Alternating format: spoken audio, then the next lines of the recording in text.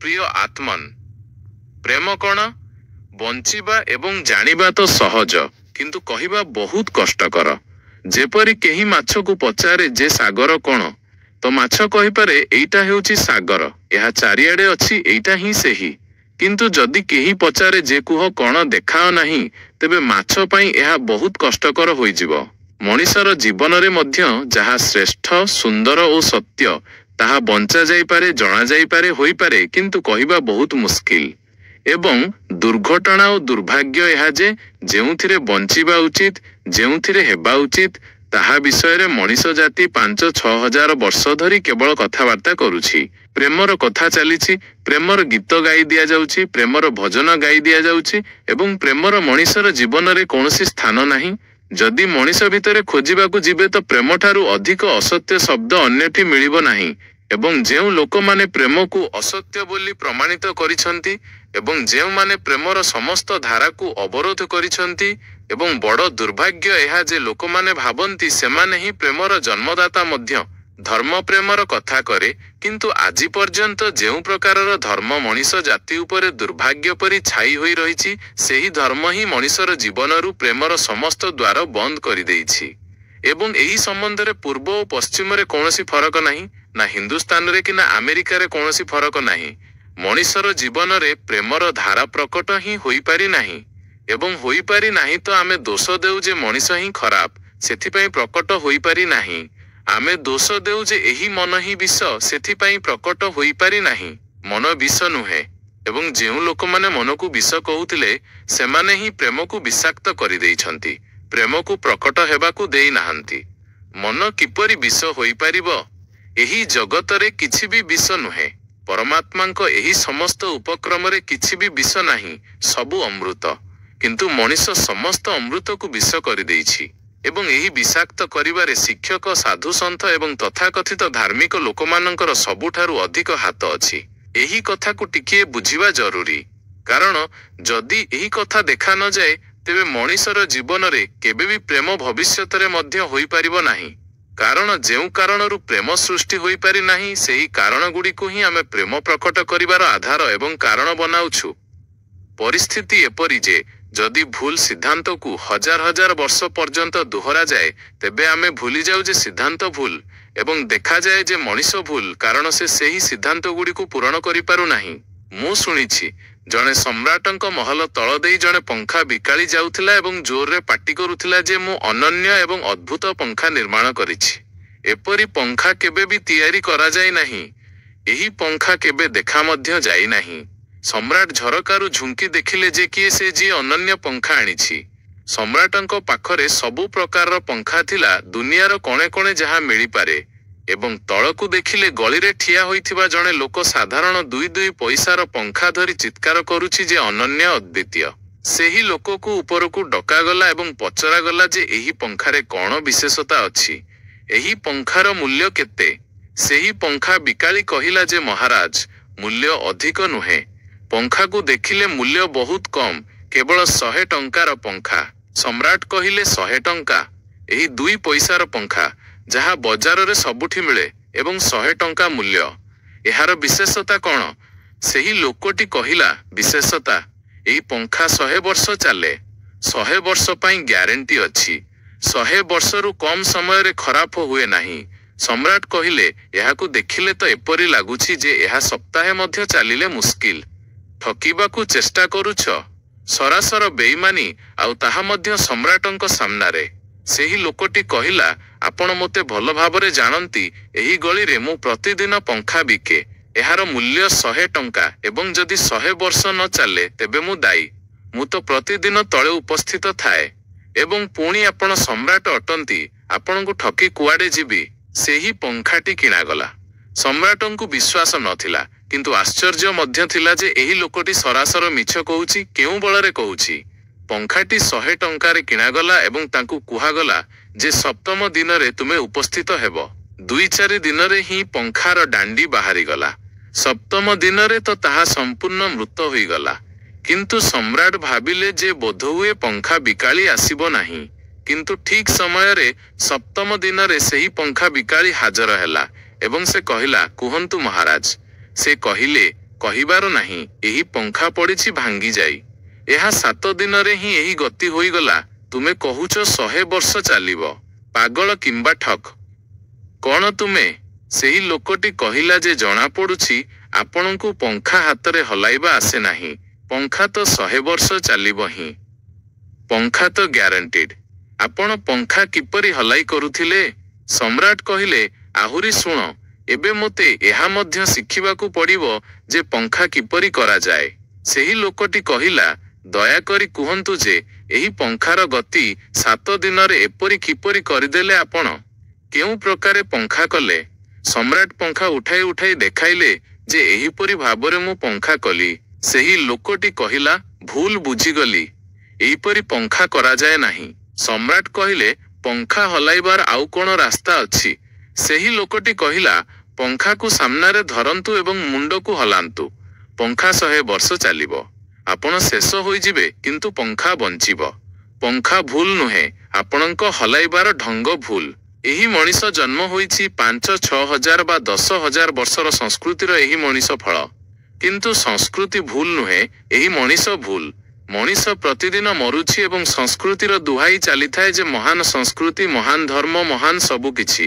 ଏବଂ ତାର ଏହି ଫଳ ହେଉଛି ମଣିଷ ସେହି ସଂସ୍କୃତି ଦେଇ ଗତି କରିଛି ଏବଂ ଏହା ହେଉଛି ତାର ପରିଣାମ। କିନ୍ତୁ ନା, ମଣିଷ ଭୁଲ ଏବଂ ମଣିଷକୁ ନିଜକୁ ବଦଳାଇବା ଉଚିତ। ଏବଂ କେହି କହିବାର ସାହସ କରନ୍ତି ନାହିଁ ଯେ କାଳେ ଏପରି ତ ନୁହେଁ ଯେ 10,000 ବର୍ଷରେ ଯେଉଁ ସଂସ୍କୃତି ଓ ଧର୍ମ ମଣିଷକୁ ପ୍ରେମରେ ଭରିପାରିଲେ ନାହିଁ, ସେହି ସଂସ୍କୃତି ଓ ଧର୍ମ ଭୁଲ ହେବେ। ଏବଂ ଯଦି 10,000 ବର୍ଷରେ ମଣିଷ ପ୍ରେମରେ ଭରିପାରିଲା ନାହିଁ, ତେବେ ଆଗକୁ କୌଣସି ସମ୍ଭାବନା ଅଛି କି ଏହି ଧର୍ମ ଓ ଏହି ସଂସ୍କୃତିର ଆଧାରରେ ମଣିଷ କେବେ ପ୍ରେମରେ ଭରିଯିବ? 10,000 ବର୍ଷରେ ଯାହା ହୋଇପାରିଲା ନାହିଁ, ତାହା ଆଗକୁ ମଧ୍ୟ 10,000 ବର୍ଷରେ ହେବାକୁ ଯାଉନାହିଁ। କାରଣ ମଣିଷ ଏହି, କାଲି ମଧ୍ୟ ମଣିଷ ଏହି ହେବ। ମଣିଷ ସବୁବେଳେ ଏହି ଅଛି ଏବଂ ସବୁବେଳେ ଏହି ହେବ। ଏବଂ ସଂସ୍କୃତି ଓ ଧର୍ମ, ଯାହାର ଆମେ ନାରା ଦେଇ ଚାଲିଛୁ, ଏବଂ ସାଧୁ ଓ ମହାତ୍ମାମାନଙ୍କର ଯାହାର ଦୁହା ଦେଇ ଚାଲିଛୁ, ଆମେ ଚିନ୍ତା କରିବା ପାଇଁ ପ୍ରସ୍ତୁତ ନାହୁଁ ଯେ କାଳେ ଆମର ମୌଳିକ ଚିନ୍ତନର ଦିଗ ହିଁ ତ ଭୁଲ ନୁହେଁ। ମୁଁ କହିବାକୁ ଚାହୁଁଛି ଯେ ତାହା ଭୁଲ। ଏବଂ ଭୁଲର ପ୍ରମାଣ ହେଉଛି ଏହି ମଣିଷ। ଏବଂ ଆଉ କ'ଣ ପ୍ରମାଣ ଥାଏ? ଯଦି ଆମେ ଏକ ମଞ୍ଜି ବୁଣିବା ଏବଂ ଫଳ ବିଷାକ୍ତ ଓ କଡ଼ା ହୁଏ, ତେବେ କ'ଣ ପ୍ରମାଣିତ ହୁଏ? ପ୍ରମାଣିତ ହୁଏ ଯେ ସେହି ମଞ୍ଜି ବିଷାକ୍ତ ଓ କଡ଼ା ରହିଥିବ। ଯଦିଓ ମଞ୍ଜିରେ ଜାଣିବା କଷ୍ଟକର ଯେ ତାହାଠାରୁ ଯେଉଁ ଫଳ ଉତ୍ପନ୍ନ ହେବ, ସେଗୁଡ଼ିକ କଡ଼ା ଉତ୍ପନ୍ନ ହେବେ। ମଞ୍ଜିରେ କିଛି ଖୋଜାଖୋଜି କରାଯାଇପାରେ ନାହିଁ। ମଞ୍ଜିକୁ ଭାଙ୍ଗ, କିଛି ଜଣାପଡ଼ିବ ନାହିଁ ଯେ ତାହାଠାରୁ ଯେଉଁ ଫଳ ଉତ୍ପନ୍ନ ହେବେ ସେଗୁଡ଼ିକ କଡ଼ା ହେବେ। ମଞ୍ଜିକୁ ବୁଣ, 100 ବର୍ଷ ଲାଗିଯିବ, ବୃକ୍ଷ ହେବ, ବଡ଼ ହେବ, ଆକାଶରେ ବ୍ୟାପିବ, ତାପରେ ଫଳ ଆସିବ ଏବଂ ତାପରେ ଜଣାପଡ଼ିବ ଯେ ସେଗୁଡ଼ିକ କଡ଼ା। 10,000 ବର୍ଷରେ ସଂସ୍କୃତି ଓ ଧର୍ମର ଯେଉଁ ମଞ୍ଜି ବୁଣାଯାଇଛି, ଏହି ମଣିଷ ତାର ଫଳ ଏବଂ ଏହି କଡ଼ା ଓ ଘୃଣାରେ ଭରି ରହିଛି। କିନ୍ତୁ ଆମେ ସେହି ଦୁହା ଦେଇ ଚାଲିଛୁ ଏବଂ ଭାବୁଛୁ ଯେ ତାହାଠାରୁ ପ୍ରେମ ହୋଇଯିବ। ମୁଁ ଆପଣଙ୍କୁ କହିବାକୁ ଚାହୁଁଛି ତାହାଠାରୁ ପ୍ରେମ ହୋଇପାରିବ ନାହିଁ। କାରଣ ପ୍ରେମର ଉତ୍ପନ୍ନ ହେବାର ଯେଉଁ ମୌଳିକ ସମ୍ଭାବନା ଅଛି, ଧର୍ମମାନେ ତାହାର ହିଁ ହତ୍ୟା କରିଦେଇଛନ୍ତି ଏବଂ ତାହା ଭିତରେ ହିଁ ବିଷ ଘୋଳି ଦେଇଛନ୍ତି। ମଣିଷଠାରୁ ମଧ୍ୟ ଅଧିକ ପ୍ରେମ ପଶୁ ଓ ପକ୍ଷୀମାନଙ୍କରେ ଏବଂ ଉଦ୍ଭିଦମାନଙ୍କରେ ଦେଖାଯାଏ, ଯେଉଁମାନଙ୍କ ପାଖରେ ନ କୌଣସି ସଂସ୍କୃତି ଅଛି, ନ କୌଣସି ଧର୍ମ ଅଛି। ସଂସ୍କୃତିବାନ ଓ ସୁସଂସ୍କୃତ ଏବଂ ସଭ୍ୟ ମଣିଷମାନଙ୍କ ବଦଳରେ ଅସଭ୍ୟ ଓ ଜଙ୍ଗଲର ମଣିଷରେ ଅଧିକ ପ୍ରେମ ଦେଖାଯାଏ, ଯାହା ପାଖରେ ନ କୌଣସି ବିକଶିତ ଧର୍ମ ଅଛି, ନ କୌଣସି ସଭ୍ୟତା ଅଛି, ନ କୌଣସି ସଂସ୍କୃତି ଅଛି। ଯେତିକି ମଣିଷ ସଭ୍ୟ, ସୁସଂସ୍କୃତ ଓ ତଥାକଥିତ ଧର୍ମର ପ୍ରଭାବରେ ମନ୍ଦିର ଓ ଚର୍ଚ୍ଚରେ ପ୍ରାର୍ଥନା କରିବାକୁ ଲାଗେ, ସେତିକି ହିଁ ପ୍ରେମରୁ ଶୂନ୍ୟ କାହିଁକି ହେଉଥାଏ? ନିଶ୍ଚୟ କିଛି କାରଣ ଅଛି ଏବଂ 2ଟି କାରଣ ଉପରେ ମୁଁ ବିଚାର କରିବାକୁ ଚାହୁଁଛି।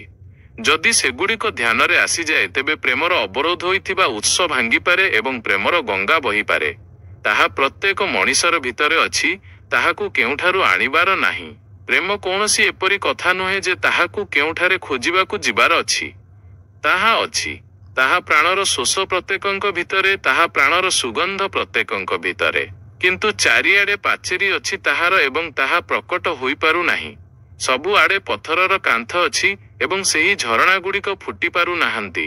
ତେଣୁ ପ୍ରେମର ଖୋଜ ଓ ପ୍ରେମର ସାଧନା କୌଣସି ସକାରାତ୍ମକ କୌଣସି ବିଧାୟକ ଖୋଜ ଓ ସାଧନା ନୁହେଁ ଯେ ଆମେ ଯାଇ କେଉଁଠାରେ ପ୍ରେମ ଶିଖିବା। ଜଣେ ମୂର୍ତ୍ତିକାର ଏକ ପଥର ଭାଙ୍ଗୁଥିଲେ। କେହି ଦେଖିବାକୁ ଯାଇଥିଲା ଯେ ମୂର୍ତ୍ତି କିପରି ତିଆରି କରାଯାଏ। ସେ ଦେଖିଲା ଯେ ମୂର୍ତ୍ତି ତ ଆଦୌ ତିଆରି କରାଯାଉ ନାହିଁ, କେବଳ ଛେଣି ଓ ହାତୁଡ଼ିରେ ପଥର ଭାଙ୍ଗା ଯାଉଛି। ତେଣୁ ସେହି ଲୋକଟି ପଚାରିଲା ଯେ ଏହା ଆପଣ କ'ଣ କରୁଛନ୍ତି? ମୂର୍ତ୍ତି ତିଆରି କରିବେ ନାହିଁ? ମୁଁ ତ ମୂର୍ତ୍ତିର ତିଆରି ଦେଖିବାକୁ ଆସିଛି, ଆପଣ ତ କେବଳ ପଥର ଭାଙ୍ଗୁଛନ୍ତି। ସେହି ମୂର୍ତ୍ତିକାର କହିଲେ ଯେ ମୂର୍ତ୍ତି ତ ପଥର ଭିତରେ ଲୁଚି ରହିଛି, ତାହାକୁ ତିଆରି କରିବାର ଆବଶ୍ୟକତା ନାହିଁ।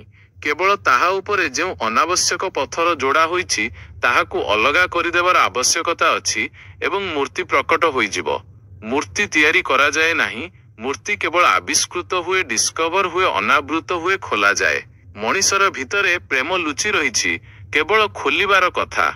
ତାହାକୁ ଉତ୍ପନ୍ନ କରିବାର ପ୍ରଶ୍ନ ନୁହେଁ, ଅନାବୃତ କରିବାର କଥା। କିଛି ଅଛି ଯାହା ଆମେ ଉପରୁ ଆବୃତ କରିଛୁ, ଯାହା ତାହାକୁ ପ୍ରକଟ ହେବାକୁ ଦେଉନାହିଁ। ଜଣେ ଚିକିତ୍ସକଙ୍କୁ ଯାଇ ଆପଣ ପଚାରନ୍ତୁ ଯେ ସ୍ୱାସ୍ଥ୍ୟ କ'ଣ, ଏବଂ ଦୁନିଆର କୌଣସି ଚିକିତ୍ସକ କହିପାରିବେ ନାହିଁ ଯେ ସ୍ୱାସ୍ଥ୍ୟ କ'ଣ। ବଡ଼ ଆଶ୍ଚର୍ଯ୍ୟର କଥା। ସ୍ୱାସ୍ଥ୍ୟ ଉପରେ ହିଁ ତ ସମସ୍ତ ଚିକିତ୍ସା ଶାସ୍ତ୍ର ଠିଆ ହୋଇଛି, ସମସ୍ତ ମେଡିକାଲ ସାଇନ୍ସ ଠିଆ ହୋଇଛି, ଏବଂ କେହି କହିପାରିବେ ନାହିଁ ଯେ ସ୍ୱାସ୍ଥ୍ୟ କ'ଣ। କିନ୍ତୁ ଚିକିତ୍ସକଙ୍କୁ ପଚାରନ୍ତୁ ଯେ ସ୍ୱାସ୍ଥ୍ୟ କ'ଣ, ତେବେ ସେ କହିବେ ରୋଗଗୁଡ଼ିକ ବିଷୟରେ ଆମେ କହିପାରୁ ଯେ ରୋଗ କ'ଣ ତାହାର ଲକ୍ଷଣ ଆମକୁ ଜଣାଉଛି। ଗୋଟିଏ ଗୋଟିଏ ରୋଗର ଅଲଗା ଅଲଗା ପରିଭାଷା ଆମକୁ ଜଣାଉଛି। ସ୍ୱାସ୍ଥ୍ୟର ଆମକୁ କୌଣସି ବି ଜଣା ନାହିଁ। ଏତିକି ଆମେ କହିପାରୁ ଯେ ଯେତେବେଳେ କୌଣସି ରୋଗ ନଥାଏ ତେବେ ଯାହା ହୁଏ ତାହା ସ୍ୱାସ୍ଥ୍ୟ। ସ୍ୱାସ୍ଥ୍ୟ ତ ମଣିଷର ଭିତରେ ଲୁଚି ରହିଛି, ସେଥିପାଇଁ ମଣିଷର ପରିଭାଷାର ବାହାରେ। ରୋଗ ବାହାରୁ ଆସେ, ସେଥିପାଇଁ ବାହାରୁ ପରିଭାଷା କରାଯାଇପାରେ। ସ୍ୱାସ୍ଥ୍ୟ ଭିତରୁ ଆସେ, ତାର କୌଣସି ପରିଭାଷା କରାଯାଇପାରିବ ନାହିଁ। ଏତିକି ହିଁ ଆମେ କହିପାରୁ ଯେ ରୋଗଗୁଡ଼ିକର ଅଭାବ ସ୍ୱାସ୍ଥ୍ୟ। କିନ୍ତୁ ଏହା ସ୍ୱାସ୍ଥ୍ୟର କେଉଁଠାରେ ପରିଭାଷା ହେଲା? ସ୍ୱାସ୍ଥ୍ୟ ସମ୍ବନ୍ଧରେ ତ ଆମେ କିଛି ବି କହିଲୁ ନାହିଁ। କହିଲୁ ଯେ ରୋଗ ନାହିଁ, ତେବେ ରୋଗଗୁଡ଼ିକ ସମ୍ବନ୍ଧରେ କହିଲୁ। ସତ୍ୟ ଏହା ଯେ ସ୍ୱାସ୍ଥ୍ୟ ଉତ୍ପନ୍ନ କରିବାର ନାହିଁ, ହୁଏତ ରୋଗରେ ଲୁଚିଯାଏ କିମ୍ବା ରୋଗଗୁଡ଼ିକ ହଟିଯାଏ ତେବେ ପ୍ରକଟ ହୋଇଯାଏ। ସ୍ୱାସ୍ଥ୍ୟ ଆମ ଭିତରେ ଅଛି। ସ୍ୱାସ୍ଥ୍ୟ ଆମର ସ୍ୱଭାବ। ପ୍ରେମ ଆମ ଭିତରେ ଅଛି। ପ୍ରେମ ଆମର ସ୍ୱଭାବ।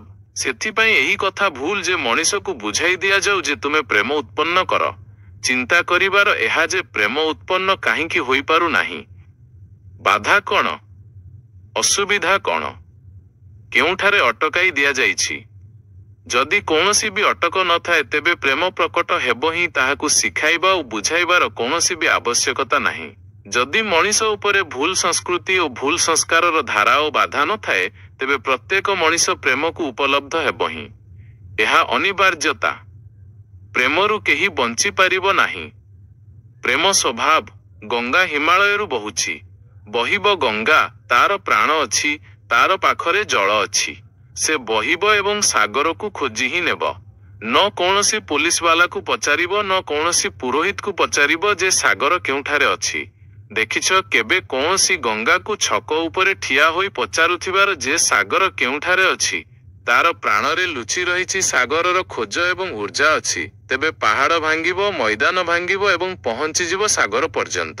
ସାଗର ଯେତେ ଦୂର ହେଉ, ଯେତେ ଲୁଚି ରହିଥାଉ, ଖୋଜି ହିଁ ନେବ। ଏବଂ କୌଣସି ରାସ୍ତା ନାହିଁ, କୌଣସି ଗାଇଡ ବୁକ୍ ନାହିଁ ଯାହାଦ୍ୱାରା ଜାଣିପାରିବ ଯେ କେଉଁଠାରୁ ଯିବାର ଅଛି, କିନ୍ତୁ ପହଞ୍ଚିଯାଏ। କିନ୍ତୁ ବନ୍ଧ ବାନ୍ଧି ଦିଆଯାଏ, ଚାରିଆଡ଼େ ପାଚେରୀ ଉଠାଇ ଦିଆଯାଏ, ପ୍ରକୃତିର ବାଧାକୁ ଭାଙ୍ଗି ତ ଗଙ୍ଗା ସାଗର ପର୍ଯ୍ୟନ୍ତ ପହଞ୍ଚିଯାଏ।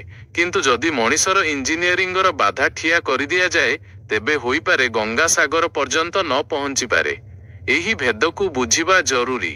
ପ୍ରକୃତିର କୌଣସି ବି ବାଧା ପ୍ରକୃତରେ ବାଧା ନୁହେଁ, ସେଥିପାଇଁ ଗଙ୍ଗା ସାଗର ପର୍ଯ୍ୟନ୍ତ ପହଞ୍ଚିଯାଏ, ହିମାଳୟକୁ କାଟି ପହଞ୍ଚିଯାଏ। କିନ୍ତୁ ଯଦି ମଣିଷ ଉଦ୍ଭାବନ କରେ, ବ୍ୟବସ୍ଥା କରେ, ତେବେ ଗଙ୍ଗାକୁ ସାଗର ପର୍ଯ୍ୟନ୍ତ ନ ପହଞ୍ଚାଇ ମଧ୍ୟ ପାରେ। ପ୍ରକୃତିର ତ ଏକ ସହଯୋଗ ଅଛି। ପ୍ରକୃତି ତ ଏକ ହାର୍ମୋନି। ସେଠାରେ ଯେଉଁ ବାଧା ମଧ୍ୟ ଦେଖାଯାଏ, ତାହା ମଧ୍ୟ ବୋଧହୁଏ ଶକ୍ତିକୁ ଜାଗ୍ରତ କରିବା ପାଇଁ ଏକ ଚ୍ୟାଲେଞ୍ଜ। ସେଠାରେ ଯେଉଁ ବିରୋଧ ମଧ୍ୟ ଦେଖାଯାଏ, ତାହା ମଧ୍ୟ ବୋଧହୁଏ ଭିତରେ ପ୍ରାଣରେ ଯାହା ଲୁଚି ରହିଛି ତାହାକୁ ପ୍ରକଟ କରିବା ପାଇଁ ଏକ ଡାକରା। ସେଠାରେ ବୋଧହୁଏ କୌଣସି ବାଧା ନାହିଁ। ସେଠାରେ ଆମେ ମଞ୍ଜିକୁ ମାଟିରେ ଦବାଉ, ଦେଖାଯାଏ ଯେ ମାଟିର ଏକ ସ୍ତର ମଞ୍ଜି ଉପରେ ପଡ଼ିଛି, ବାଧା ଦେଉଛି, କିନ୍ତୁ ତାହା ବାଧା ଦେଉନାହିଁ। ଯଦି ସେହି ସ୍ତର ନଥାନ୍ତା ତେବେ ମଞ୍ଜି ଅଙ୍କୁରିତ ମଧ୍ୟ ହୋଇପାରିବ ନାହିଁ। ଏପରି ଦେଖାଯାଏ ଯେ ମାଟିର ଏକ ସ୍ତର ମଞ୍ଜିକୁ ତଳକୁ ଦବାଉଛି, କିନ୍ତୁ ସେହି ସ୍ତର ଦବାଉଛି ସେଥିପାଇଁ ଯେପରି ମଞ୍ଜି ଦବେ ଗଳିଯାଏ ଏବଂ ଭାଙ୍ଗିଯାଏ ଓ ଅଙ୍କୁର ହୋଇଯାଏ। ଉପରୁ ଦେଖାଯାଏ ଯେ ସେହି ମାଟି ବାଧା ଦେଉଛି, କିନ୍ତୁ ସେହି ମାଟି ମିତ୍ର ଏବଂ ମଞ୍ଜିକୁ ପ୍ରକଟ କରିବାରେ ସହଯୋଗ କରୁଛି। ପ୍ରକୃତି ତ ଏକ ସାମଞ୍ଜସ୍ୟ, ଏକ ସଙ୍ଗୀତପୂର୍ଣ୍ଣ ଲୟବଦ୍ଧତା। କିନ୍ତୁ ମଣିଷ ଯାହା ଯାହା ନିସର୍ଗ ଉପରେ ଇଞ୍ଜିନିୟରିଂ କରିଛି, ଯାହା ଯାହା ସେ ନିଜର ଯାନ୍ତ୍ରିକ ଧାରଣାକୁ ଲଦି ଦେବାକୁ ଏବଂ ବସାଇବାକୁ ଚେଷ୍ଟା କରିଛି, ସେଥିରେ ଗଙ୍ଗାମାନେ ଅଟକି ଯାଇଛନ୍ତି, ଜାଗା ଜାଗାରେ ଅବରୁଦ୍ଧ ହୋଇଯାଇଛନ୍ତି। ଏବଂ ପୁଣି ମଣିଷକୁ ଦୋଷ ଦିଆଯାଏ। କୌଣସି ମଞ୍ଜିକୁ ଦୋଷ ଦେବାର ଆବଶ୍ୟକତା ନାହିଁ। ଯଦି ସେହି ଗଛ ନ ହୋଇପାରେ ତେବେ ଆମେ କହିବା ଯେ ଠିକ୍ ମାଟି ମିଳିନଥିବ, ଠିକ୍ ପାଣି ମିଳିନଥିବ, ଠିକ୍ ସୂର୍ଯ୍ୟଙ୍କ ଆଲୋକ ମିଳିନଥିବ। କିନ୍ତୁ ମଣିଷର ଜୀବନରେ ପ୍ରେମର ଫୁଲ ନ ଫୁଟିଲେ ତେବେ ଆମେ କହୁଁ ତୁମେ ହିଁ ଦାୟୀ। ଏବଂ କେହି କହେ ନାହିଁ ଯେ ଠିକ୍ ଭୂମି ମିଳିନଥିବ, ଠିକ୍ ପାଣି ମିଳିନଥିବ, ଠିକ୍ ସୂର୍ଯ୍ୟଙ୍କ ଆଲୋକ ମିଳିନଥିବ। ସେଥିପାଇଁ ଏହି ମଣିଷର ଚାରା ଅବରୁଦ୍ଧ ରହିଗଲା, ବିକଶିତ ହୋଇପାରିଲା ନାହିଁ, ଫୁଲ ପର୍ଯ୍ୟନ୍ତ ପହଞ୍ଚି ପାରିଲା ନାହିଁ।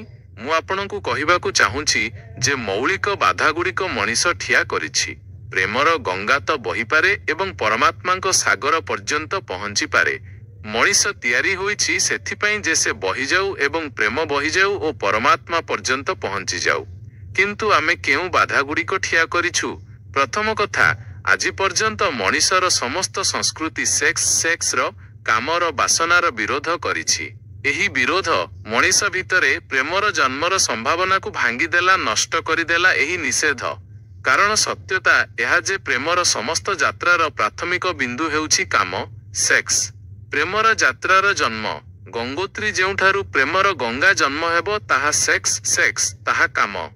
ଏବଂ ତାହାର ସବୁ ଶତ୍ରୁ ସମସ୍ତ ସଂସ୍କୃତି ଏବଂ ସମସ୍ତ ଧର୍ମ ଏବଂ ସମସ୍ତ ଗୁରୁ ଏବଂ ସମସ୍ତ ମହାତ୍ମା ତେବେ ଗଙ୍ଗୋତ୍ରୀ ଉପରେ ହିଁ ଆଘାତ କରିଦେଲେ, ସେଇଠାରେ ଅଟକାଇ ଦେଲେ।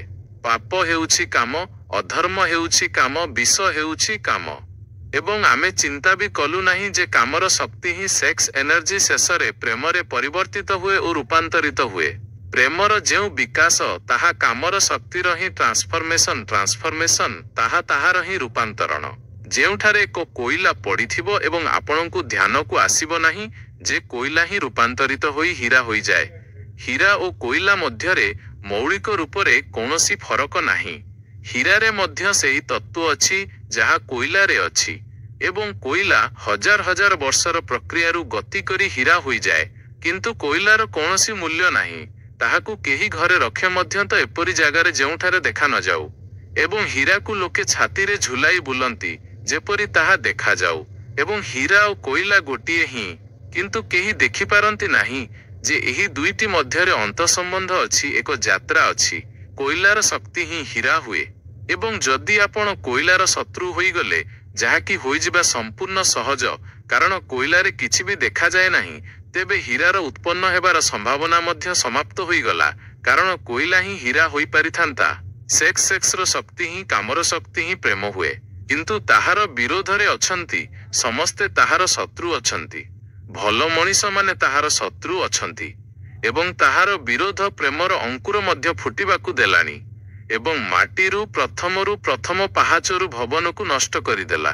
ପୁଣି ସେହି କୋଇଲା ହୀରା ହୋଇପାରେ ନାହିଁ, କାରଣ ତାହା ହେବା ପାଇଁ ଯେଉଁ ସ୍ୱୀକୃତି ଦରକାର, ଯେଉଁ ତାର ବିକାଶ ଦରକାର, ଯେଉଁ ତାହାକୁ ରୂପାନ୍ତରିତ କରିବାର ପ୍ରକ୍ରିୟା ଦରକାର, ତାର ପ୍ରଶ୍ନ ହିଁ ଉଠେ ନାହିଁ।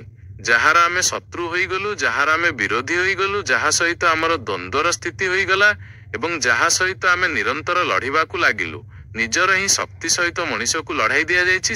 ସେକ୍ସର ଶକ୍ତି ସହିତ ମଣିଷକୁ ଲଢ଼ାଇ ଦିଆଯାଇଛି। ଏବଂ ଶିକ୍ଷା ଦିଆଯାଏ ଯେ ଦ୍ୱନ୍ଦ୍ୱ ଛାଡ଼ିବା ଉଚିତ, କନଫ୍ଲିକ୍ଟ ଛାଡ଼ିବା ଉଚିତ, ଲଢ଼ିବା ଉଚିତ ନୁହେଁ। ଏବଂ ସମସ୍ତ ଶିକ୍ଷା ମୌଳିକ ରୂପରେ ଶିଖାଉଛନ୍ତି ଯେ ଲଢ଼। ମନ ବିଷ, ତେବେ ମନ ସହିତ ଲଢ଼। ବିଷ ସହିତ ତ ଲଢ଼ିବାକୁ ପଡ଼ିବ। ସେକ୍ସ ପାପ, ତେବେ ତାହା ସହିତ ଲଢ଼। ଏବଂ ଉପରୁ କୁହାଯାଉଛି ଯେ ଦ୍ୱନ୍ଦ୍ୱ ଛାଡ଼। ଯେଉଁ ଶିକ୍ଷାଗୁଡ଼ିକର ଆଧାରରେ ମଣିଷ ଦ୍ୱନ୍ଦ୍ୱରେ ଭରି ହେଉଛି, ସେହି ଶିକ୍ଷାଗୁଡ଼ିକ ଅନ୍ୟପଟେ କହୁଛନ୍ତି ଯେ ଦ୍ୱନ୍ଦ୍ୱ ଛାଡ଼। ଗୋଟିଏ ପଟେ ମଣିଷକୁ ପାଗଳ ବନାଅ ଏବଂ ଅନ୍ୟପଟେ ପାଗଳଖାନା ଖୋଲି ଯେ ସେମାନଙ୍କର ଚିକିତ୍ସା କରିବାର ଅଛି। ଗୋଟିଏ ପଟେ ରୋଗର କୀଟାଣୁ ବିସ୍ତାର କର ଏବଂ ପୁଣି ହସ୍ପିଟାଲ ଖୋଲି ଯେ ରୋଗଗୁଡ଼ିକର ଚିକିତ୍ସା ଏଠାରେ କରାଯାଏ। ଗୋଟିଏ କଥା ବୁଝିବା ଜରୁରୀ ଏହି ସମ୍ବନ୍ଧରେ। ମଣିଷ କେବେ ବି କାମରୁ ମୁକ୍ତ ହୋଇପାରିବ ନାହିଁ। କାମ ତାର ଜୀବନର ପ୍ରାଥମିକ ବିନ୍ଦୁ, ସେଥିରୁ ହିଁ ଜନ୍ମ ହୁଏ। ପରମାତ୍ମା କାମର ଶକ୍ତିକୁ ହିଁ ସେକ୍ସକୁ ହିଁ ସୃଷ୍ଟିର ମୂଳବିନ୍ଦୁ ସ୍ୱୀକାର କରିଛନ୍ତି ଏବଂ ପରମାତ୍ମା ଯାହାକୁ ପାପ ବୁଝୁ ନାହାନ୍ତି, ମହାତ୍ମା ତାହାକୁ ପାପ ବତାଉଛନ୍ତି। ଯଦି ପରମାତ୍ମା ତାହାକୁ ପାପ ବୁଝନ୍ତି, ତେବେ ପରମାତ୍ମାଙ୍କ ଠାରୁ ବଡ଼ ପାପୀ ଏହି ପୃଥିବୀ ଉପରେ, ଏହି ଜଗତରେ, ଏହି ବିଶ୍ୱରେ କେହି ନାହିଁ। ଫୁଲ ଫୁଟିଥିବାର ଦେଖାଯାଉଛି। କେବେ ଭାବିଛନ୍ତି କି ଫୁଲର ଫୁଟିଯିବା ମଧ୍ୟ ଏକ ସେକ୍ସୁଆଲ ଆକ୍ଟ? ଫୁଲର ଫୁଟିଯିବା ମଧ୍ୟ କାମର ଏକ ଘଟଣା, ବାସନାର ଏକ ଘଟଣା। ଫୁଲରେ ଅଛି କଣ ତାର ଫୁଟିଯିବାରେ? ତାର ଫୁଟିଯିବାରେ କିଛି ନାହିଁ। ସେଗୁଡ଼ିକ ବିନ୍ଦୁ ହେଉଛି ପରାଗର ବୀର୍ଯ୍ୟର କଣିକା, ଯାହାକୁ ପ୍ରଜାପତି ଉଡ଼ାଇ ନେଇ ଅନ୍ୟ ଫୁଲ ଉପରେ ରଖିବେ ଏବଂ ନୂଆ ଜନ୍ମ ଦେବେ।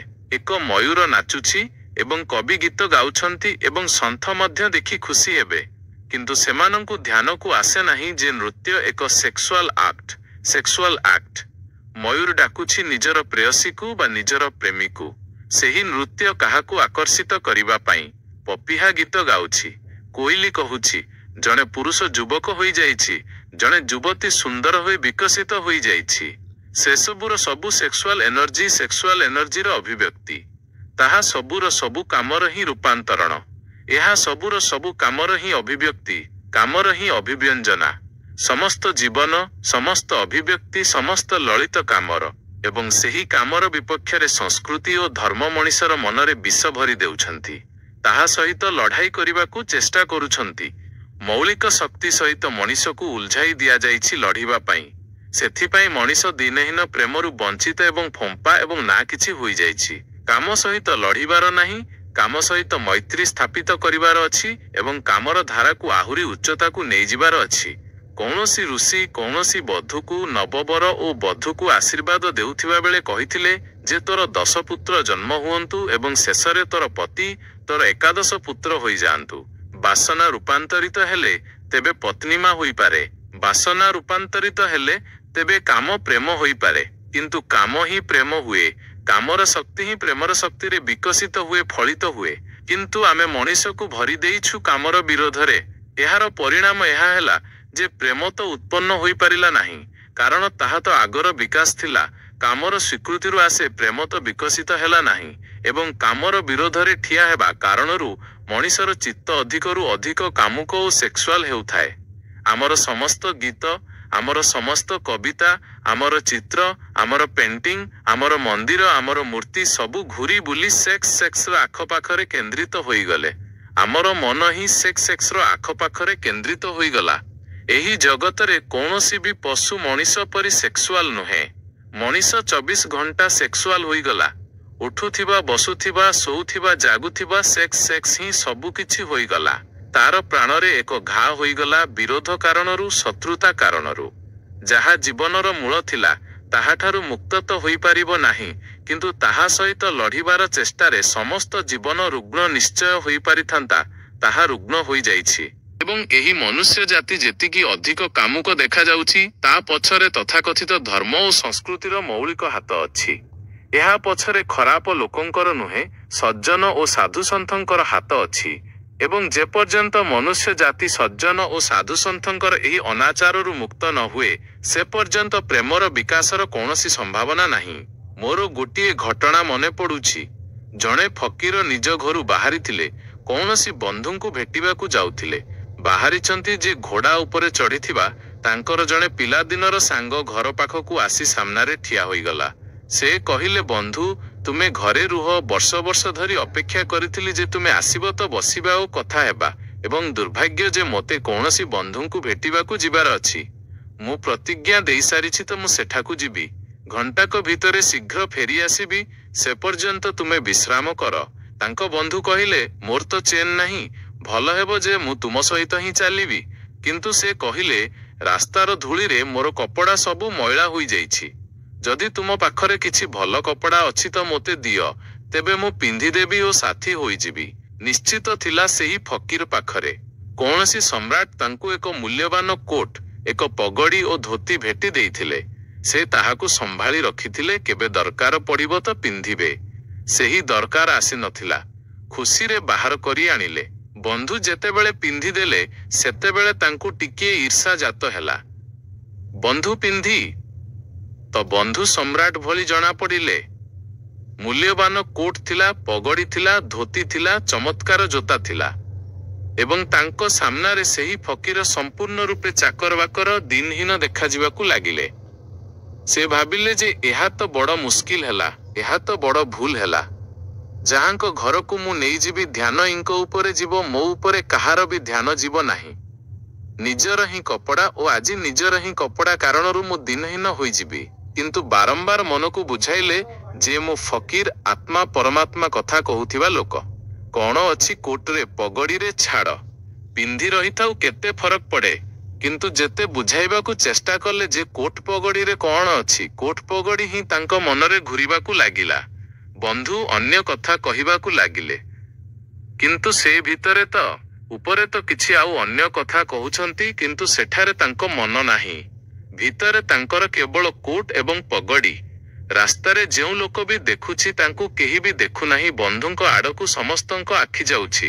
ସେ ବଡ଼ ମୁସ୍କିଲରେ ପଡ଼ିଗଲେ ଯେ ଏହା ତ ଆଜି ଭୁଲ କରିଦେଲି, ନିଜ ହାତରେ ଭୁଲ କରିଦେଲି। ଯାହାଙ୍କ ଘରକୁ ଯିବାର ଥିଲା ସେଠାରେ ପହଞ୍ଚିଲେ। ଯାଇ ପରିଚୟ ଦେଲେ ଯେ ମୋର ବନ୍ଧୁ ଅଛନ୍ତି ଜମାଲ, ପିଲାଦିନର ସାଙ୍ଗ ଅଛନ୍ତି, ବହୁତ ପ୍ରିୟ ଲୋକ ଅଛନ୍ତି। ଏବଂ ପୁଣି ହଠାତ୍ ଅଜାଣତରେ ପାଟିରୁ ବାହାରିଗଲା ଯେ ରହିଗଲା କପଡ଼ା, ସେ କପଡ଼ା ମୋର। କାରଣ ବନ୍ଧୁ ବି ଯାହାଙ୍କ ଘରକୁ ଯାଇଥିଲେ ସେମାନେ ମଧ୍ୟ ତାଙ୍କ କପଡ଼ାକୁ ଦେଖୁଥିଲେ ଏବଂ ଭିତରେ ତାଙ୍କର ଚାଲୁଥିଲା କୋଟ ପଗଡ଼ି, ମୋର କୋଟ ପଗଡ଼ି। ଏବଂ ସେଇଥିପାଇଁ ମୁଁ ଚିନ୍ତିତ ହେଉଛି। ପାଟିରୁ ବାହାରିଗଲା ଯେ ରହିଗଲା କପଡ଼ା, କପଡ଼ା ମୋର। ବନ୍ଧୁ ବି ଆଶ୍ଚର୍ଯ୍ୟ ହେଲେ, ଘର ଲୋକେ ବି ଆଶ୍ଚର୍ଯ୍ୟ ହେଲେ ଯେ ଏହା କି ପାଗଳାମୀ କଥା। ତାଙ୍କୁ ବି ଧ୍ୟାନକୁ ଆସିଲା କହିଦେବା ପରେ ସେତେବେଳେ ଅନୁତାପ କଲେ ଯେ ଏହା ତ ଭୁଲ ହୋଇଗଲା। ଅନୁତାପ କଲେ ତ ଆହୁରି ଦବେଇଲେ ନିଜ ମନକୁ। ବାହାରକୁ ବାହାରି କ୍ଷମା ମାଗିବାକୁ ଲାଗିଲେ ଯେ କ୍ଷମା କରିଦିଅ, ବଡ଼ ଭୁଲ ହୋଇଗଲା। ବନ୍ଧୁ କହିଲେ ଯେ ମୁଁ ତ ଆଶ୍ଚର୍ଯ୍ୟ ହେଲି ଯେ ତୁମଠାରୁ ବାହାରିଲା କିପରି। ସେ କହିଲେ ଯେ କିଛି ନୁହେଁ, କେବଳ ଜିଭର ଭୁଲ ହୋଇଗଲା। ଯଦିଓ ଜିଭର ଭୁଲ କେବେ ବି ହୁଏ ନାହିଁ, ଭିତରେ କିଛି ଚାଲୁଥାଏ, ତେବେ କେତେବେଳେ କେମିତି ଅଯଥା ଜିଭରୁ ବାହାରିଯାଏ। ଭୁଲ କେବେ ହୁଏ ନାହିଁ। କ୍ଷମା କରିଦିଅ, ଭୁଲ ହୋଇଗଲା। କିପରି ଏହି ଧ୍ୟାନ ଆସିଗଲା କିଛି ବୁଝି ହେଉନାହିଁ। ଯଦିଓ ସମ୍ପୂର୍ଣ୍ଣ ରୂପେ ବୁଝି ହେଉଥିଲା ଯେ ଧ୍ୟାନ କିପରି ଆସିଛି। ଦ୍ୱିତୀୟ ବନ୍ଧୁଙ୍କ ଘରକୁ ଗଲେ। ଏବେ ସେ ରାସ୍ତାରେ ସ୍ଥିର କରୁଥିଲେ ଯେ ଏବେ ଯାହା ବି ହେଉ ଏହା କହିବାର ନାହିଁ ଯେ କପଡ଼ା ମୋର, ପକ୍କା କରିଦେବାର ଅଛି ନିଜ ମନକୁ। ଘରର ଦ୍ୱାର ଉପରେ ସେ ଯାଇ ସମ୍ପୂର୍ଣ୍ଣ ଦୃଢ଼ ସଂକଳ୍ପ କରିନେଲେ ଯେ ଏହି କଥା ଉଠାଇବାର ନାହିଁ ଯେ କପଡ଼ା ମୋର। କିନ୍ତୁ ସେହି ପାଗଳକୁ ଜଣା ନାହିଁ ଯେ ଯେତିକି ସେ ଦୃଢ଼ ସଂକଳ୍ପ କରୁଛନ୍ତି ଏହି କଥାର, ସେହି ଦୃଢ଼ ସଂକଳ୍ପ ଏହି କଥାକୁ ବତାଉଛି ଯେ ସେତିକି ଜୋରରେ ତାଙ୍କ ଭିତରେ ଏହି ଭାବନା ଘର କରି ରହିଛି ଯେ ଏହି କପଡ଼ା ମୋର। ଶେଷରେ ଦୃଢ଼ ସଂକଳ୍ପ କରାଯାଏ କାହିଁକି? ଜଣେ ଲୋକ କହୁଛି ଯେ ମୁଁ ବ୍ରହ୍ମଚର୍ଯ୍ୟର ଦୃଢ଼ ବ୍ରତ ନେଉଛି। ତାର ଅର୍ଥ ହେଉଛି ଯେ ତାଙ୍କ ଭିତରେ କାମୁକତା ଦୃଢ଼ତାର ସହ ଧକ୍କା ମାରୁଛି। ନଚେତ୍ ଆଉ କାରଣ କ'ଣ? ଜଣେ ଲୋକ କହୁଛି ଯେ ମୁଁ ଶପଥ କରୁଛି ଯେ ଆଜିଠାରୁ କମ୍ ଖାଦ୍ୟ ଖାଇବି। ତାର ଅର୍ଥ ଏହା ଯେ ଶପଥ କରିବାକୁ ପଡ଼ୁଛି, ଅଧିକ ଖାଇବାର ମନ ଅଛି ତାର। ଏବଂ ସେତେବେଳେ ଅନିବାର୍ଯ୍ୟ ରୂପେ ଦ୍ୱନ୍ଦ୍ୱ ଉତ୍ପନ୍ନ ହୁଏ। ଯାହା ସହିତ ଆମେ ଲଢ଼ିବାକୁ ଚାହୁଁ ତାହା ହିଁ ଆମର ଦୁର୍ବଳତା। ଏବଂ ସେତେବେଳେ ଦ୍ୱନ୍ଦ୍ୱ ଉତ୍ପନ୍ନ ହେବା ସ୍ୱାଭାବିକ। ସେ ଲଢ଼ୁ ଲଢ଼ୁ କବାଟ ଭିତରକୁ ଗଲେ। ସମ୍ଭାଳି ସମ୍ଭାଳି କହିଲେ ଯେ ମୋର ବନ୍ଧୁ ଅଛନ୍ତି। କିନ୍ତୁ ଯେତେବେଳେ ସେ କହୁଛନ୍ତି ସେତେବେଳେ ତାଙ୍କୁ କେହି ଦେଖୁନାହିଁ, ତାଙ୍କ ବନ୍ଧୁଙ୍କୁ ହିଁ ସେଇ ଘରର ଲୋକେ ଦେଖୁଛନ୍ତି। ସେତେବେଳେ ପୁଣି ତାଙ୍କୁ ଧ୍ୟାନକୁ ଆସିଲା ଯେ ମୋର କୋଟ, ମୋର ପଗଡ଼ି। ସେ କହିଲେ ଯେ ଦୃଢ଼ତା ସହ ଶପଥ କରିଛି ଏହି କଥା ଉଠାଇବାର ନାହିଁ। ମୋର କ'ଣ ଅଛି କପଡ଼ା ଲତା? କପଡ଼ା ଲତା କାହାର ହୁଏ? ଏହା ତ ସବୁ ସଂସାର, ଏହା ତ ସବୁ ମାୟା। କିନ୍ତୁ ଏହି ସବୁ ବୁଝାଉଛନ୍ତି, କିନ୍ତୁ ଅସଲିୟତ ତ ବାହାରୁ ଭିତରକୁ, ଭିତରୁ ବାହାରକୁ ହେଉଛି। ବୁଝାଇଲେ ଯେ ମୋର ବନ୍ଧୁ ଅଛନ୍ତି, ପିଲାଦିନର ସାଙ୍ଗ ଅଛନ୍ତି, ବହୁତ ପ୍ରିୟ ଲୋକ ଅଛନ୍ତି। ରହିଗଲା କପଡ଼ା, କପଡ଼ା ତାଙ୍କର, ମୋର ନୁହେଁ। କିନ୍ତୁ ଘରର ଲୋକଙ୍କୁ ଧ୍ୟାନକୁ ଆସିଲା ଯେ କପଡ଼ା ତାଙ୍କର, ମୋର ନୁହେଁ। ଆଜି ପର୍ଯ୍ୟନ୍ତ ଏପରି ପରିଚୟ କେବେ ଦେଖାଯାଇ ନଥିଲା। ବାହାରକୁ ବାହାରି କ୍ଷମା ମାଗିବାକୁ ଲାଗିଲେ ଯେ ବଡ଼ ଭୁଲ ହୋଇଯାଉଛି। ମୁଁ କ'ଣ କରେ କ'ଣ ନ କରେ, ଏହା କ'ଣ ହୋଇଗଲାଣି ମୋତେ। ଆଜି ପର୍ଯ୍ୟନ୍ତ ମୋ ଜୀବନରେ କପଡ଼ା ଏହିପରି ଭାବରେ ମୋତେ ଧରି ନଥିଲା, କାହାକୁ ବି ଧରି ନାହିଁ। କିନ୍ତୁ ଯଦି ତରିକା, ଟ୍ରିକ୍ ବ୍ୟବହାର କରନ୍ତି ତ କପଡ଼ା ଧରିପାରେ। ବନ୍ଧୁ କହିଲେ ମୁଁ ଯାଉନାହିଁ ତୁମ ସାଥିରେ, କିନ୍ତୁ ସେ ହାତ ଯୋଡ଼ିବାକୁ ଲାଗିଲେ ଯେ ନା ଏପରି କର ନାହିଁ। ଜୀବନ ସାରା ପାଇଁ ଦୁଃଖ ରହିଯିବ ଯେ ମୁଁ କି ଦୁର୍ବ୍ୟବହାର କଲି। ଏବେ ମୁଁ ଶପଥ କରି କହୁଛି ଯେ କପଡ଼ା କଥା ହିଁ ଉଠାଇବାର ନାହିଁ। ମୁଁ ସମ୍ପୂର୍ଣ୍ଣ ଭଗବାନଙ୍କ ଶପଥ କରୁଛି ଯେ କପଡ଼ା କଥା ଉଠାଇବାର ନାହିଁ। ଏବଂ ଶପଥ କରୁଥିବା ଲୋକଙ୍କଠାରୁ ସବୁବେଳେ ସାବଧାନ ରହିବା ଜରୁରୀ। କାରଣ ଯିଏ ବି ଶପଥ କରୁଛି ତାଙ୍କ ଭିତରେ ସେହି ଶପଥଠାରୁ ବି ମଜବୁତ କେହି ବସିଛି ଯାହା ବିରୋଧରେ ସେ ଶପଥ କରୁଛନ୍ତି। ଏବଂ ସେହି ଯିଏ ଭିତରେ ବସିଛି ସେ ଅଧିକ ଭିତରେ ଶପଥ ଉପରେ ଓ ବାହାରେ ଅଛି। ଶପଥ ଚେତନ ମନରେ କରାଯାଇଛି ଏବଂ ଯିଏ ଭିତରେ ବସିଛି ସେ ଅଚେତନର ସ୍ତର ପର୍ଯ୍ୟନ୍ତ ସମାହିତ ହୋଇ ରହିଛି। ଯଦି ମନର 10 ଭାଗ କରିଦେବା ତେବେ ଶପଥ 1 ଭାଗ କରିଛି 9 ଭାଗ ଓଲଟା ଭିତରେ ଠିଆ ହୋଇଛି। ବ୍ରହ୍ମଚର୍ଯ୍ୟର ଶପଥ 1 ଭାଗ କରୁଛି ମନର ଏବଂ 9 ଭାଗ ପରମାତ୍ମାଙ୍କର ଦୁହାଇ ଦେଉଛି। ଯାହା ପରମାତ୍ମା ତିଆରି କରିଛନ୍ତି ତାହା ତାଙ୍କ ପାଇଁ ହିଁ କହି ଚାଲିଛି। ଗଲେ ତୃତୀୟ ବନ୍ଧୁଙ୍କ ଘରକୁ। ଏବେ ସେ ସମ୍ପୂର୍ଣ୍ଣ ରୂପେ ନିଜର ନିଶ୍ୱାସ ପର୍ଯ୍ୟନ୍ତ ସଂଯମ କରି ରଖିଛନ୍ତି। ସଂଯମୀ ଲୋକ ବଡ଼ ବିପଜ୍ଜନକ ହୁଅନ୍ତି କାରଣ ତାଙ୍କ ଭିତରେ ଆଗ୍ନେୟଗିରି ଉବୁଳୁଥାଏ ଏବଂ ଉପରୁ ସେମାନେ ସଂଯମ ସାଧି ରଖିଥାନ୍ତି। ଏବଂ ଏହି କଥାକୁ ସ୍ମରଣ ରଖିବା ଯେ ଯେଉଁ ଜିନିଷକୁ ସାଧନା କରିବାକୁ ପଡ଼େ ସାଧନା କରିବାରେ ଏତେ ଶ୍ରମ ଲାଗିଯାଏ ଯେ ସାଧନା ପୁରା ସମୟ ହୋଇପାରେ ନାହିଁ। ପୁଣି ଶିଥିଳ ହେବାକୁ ପଡ଼ିବ, ବିଶ୍ରାମ କରିବାକୁ ପଡ଼ିବ। ଯଦି ମୁଁ ଜୋରରେ ମୁଠା ବାନ୍ଧି ଦିଏ ତେବେ କେତେ ସମୟ ବାନ୍ଧି ରଖିପାରିବି? 24 ଘଣ୍ଟା। ଯେତିକି ଜୋରରେ ବାନ୍ଧିବି ସେତିକି ଶୀଘ୍ର ଥକିଯିବି ଏବଂ ମୁଠା ଖୋଲିଯିବ। ଯେଉଁ ଜିନିଷରେ ବି ଶ୍ରମ କରିବାକୁ ପଡ଼େ ଯେତିକି ଅଧିକ ଶ୍ରମ କରିବାକୁ ପଡ଼େ ସେତିକି ଶୀଘ୍ର ଥକାପଣ ଆସିଯାଏ, ଶକ୍ତି ଶେଷ ହୋଇଯାଏ ଏବଂ ଓଲଟା ହେବା ଆରମ୍ଭ ହୋଇଯାଏ। ମୁଠା ବାନ୍ଧିଲେ ଯେତିକି ଜୋରରେ ସେତିକି ଶୀଘ୍ର ମୁଠା ଖୋଲିଯିବ। ମୁଠା ଖୋଲା ରଖାଯାଇପାରେ 24 ଘଣ୍ଟା କିନ୍ତୁ ବାନ୍ଧି କରି ରଖାଯାଇପାରେ ନାହିଁ। ଯେଉଁ କାମରେ ଶ୍ରମ ପଡ଼େ ସେହି କାମକୁ ଆପଣ ଜୀବନ ବନାଇ ପାରିବେ ନାହିଁ, କେବେ ସହଜ ହୋଇପାରେ ନାହିଁ ସେହି କାମ। ଶ୍ରମ ପଡ଼ିବ ପୁଣି ବିଶ୍ରାମର ସମୟ ଆସିବ ହିଁ। ସେଥିପାଇଁ ଯେତିକି ସାଧା ହୋଇଥିବା ସାଧୁ ହୁଅନ୍ତି ସେତିକି ବିପଜ୍ଜନକ ମଣିଷ ହୁଅନ୍ତି କାରଣ ତାଙ୍କର ବିଶ୍ରାମର ସମୟ ଆସିବ। 24 ଘଣ୍ଟାରେ ଘଣ୍ଟାଏ ପାଇଁ ତାଙ୍କୁ ଶିଥିଳ ହେବାକୁ ପଡ଼ିବ। ସେହି ମଧ୍ୟରେ ଦୁନିଆ ସାରା ପାପ ତାଙ୍କ ଭିତରେ ଠିଆ ହୋଇଯିବେ। ନର୍କ ସାମ୍ନାକୁ ଆସିଯିବ। ତେଣୁ ସେ ସମ୍ପୂର୍ଣ୍ଣ ରୂପେ ନିଜକୁ ନିଶ୍ୱାସ ରୋକିଦେଲେ ଏବଂ କହିଲେ ଯେ ଏବେ ଶପଥ କରୁଛି ଯେ ଏହି କପଡ଼ା କଥା ହିଁ ଉଠାଇବାର ନାହିଁ। କିନ୍ତୁ ଆପଣ ତାଙ୍କର ଅବସ୍ଥା ଭାବନ୍ତୁ।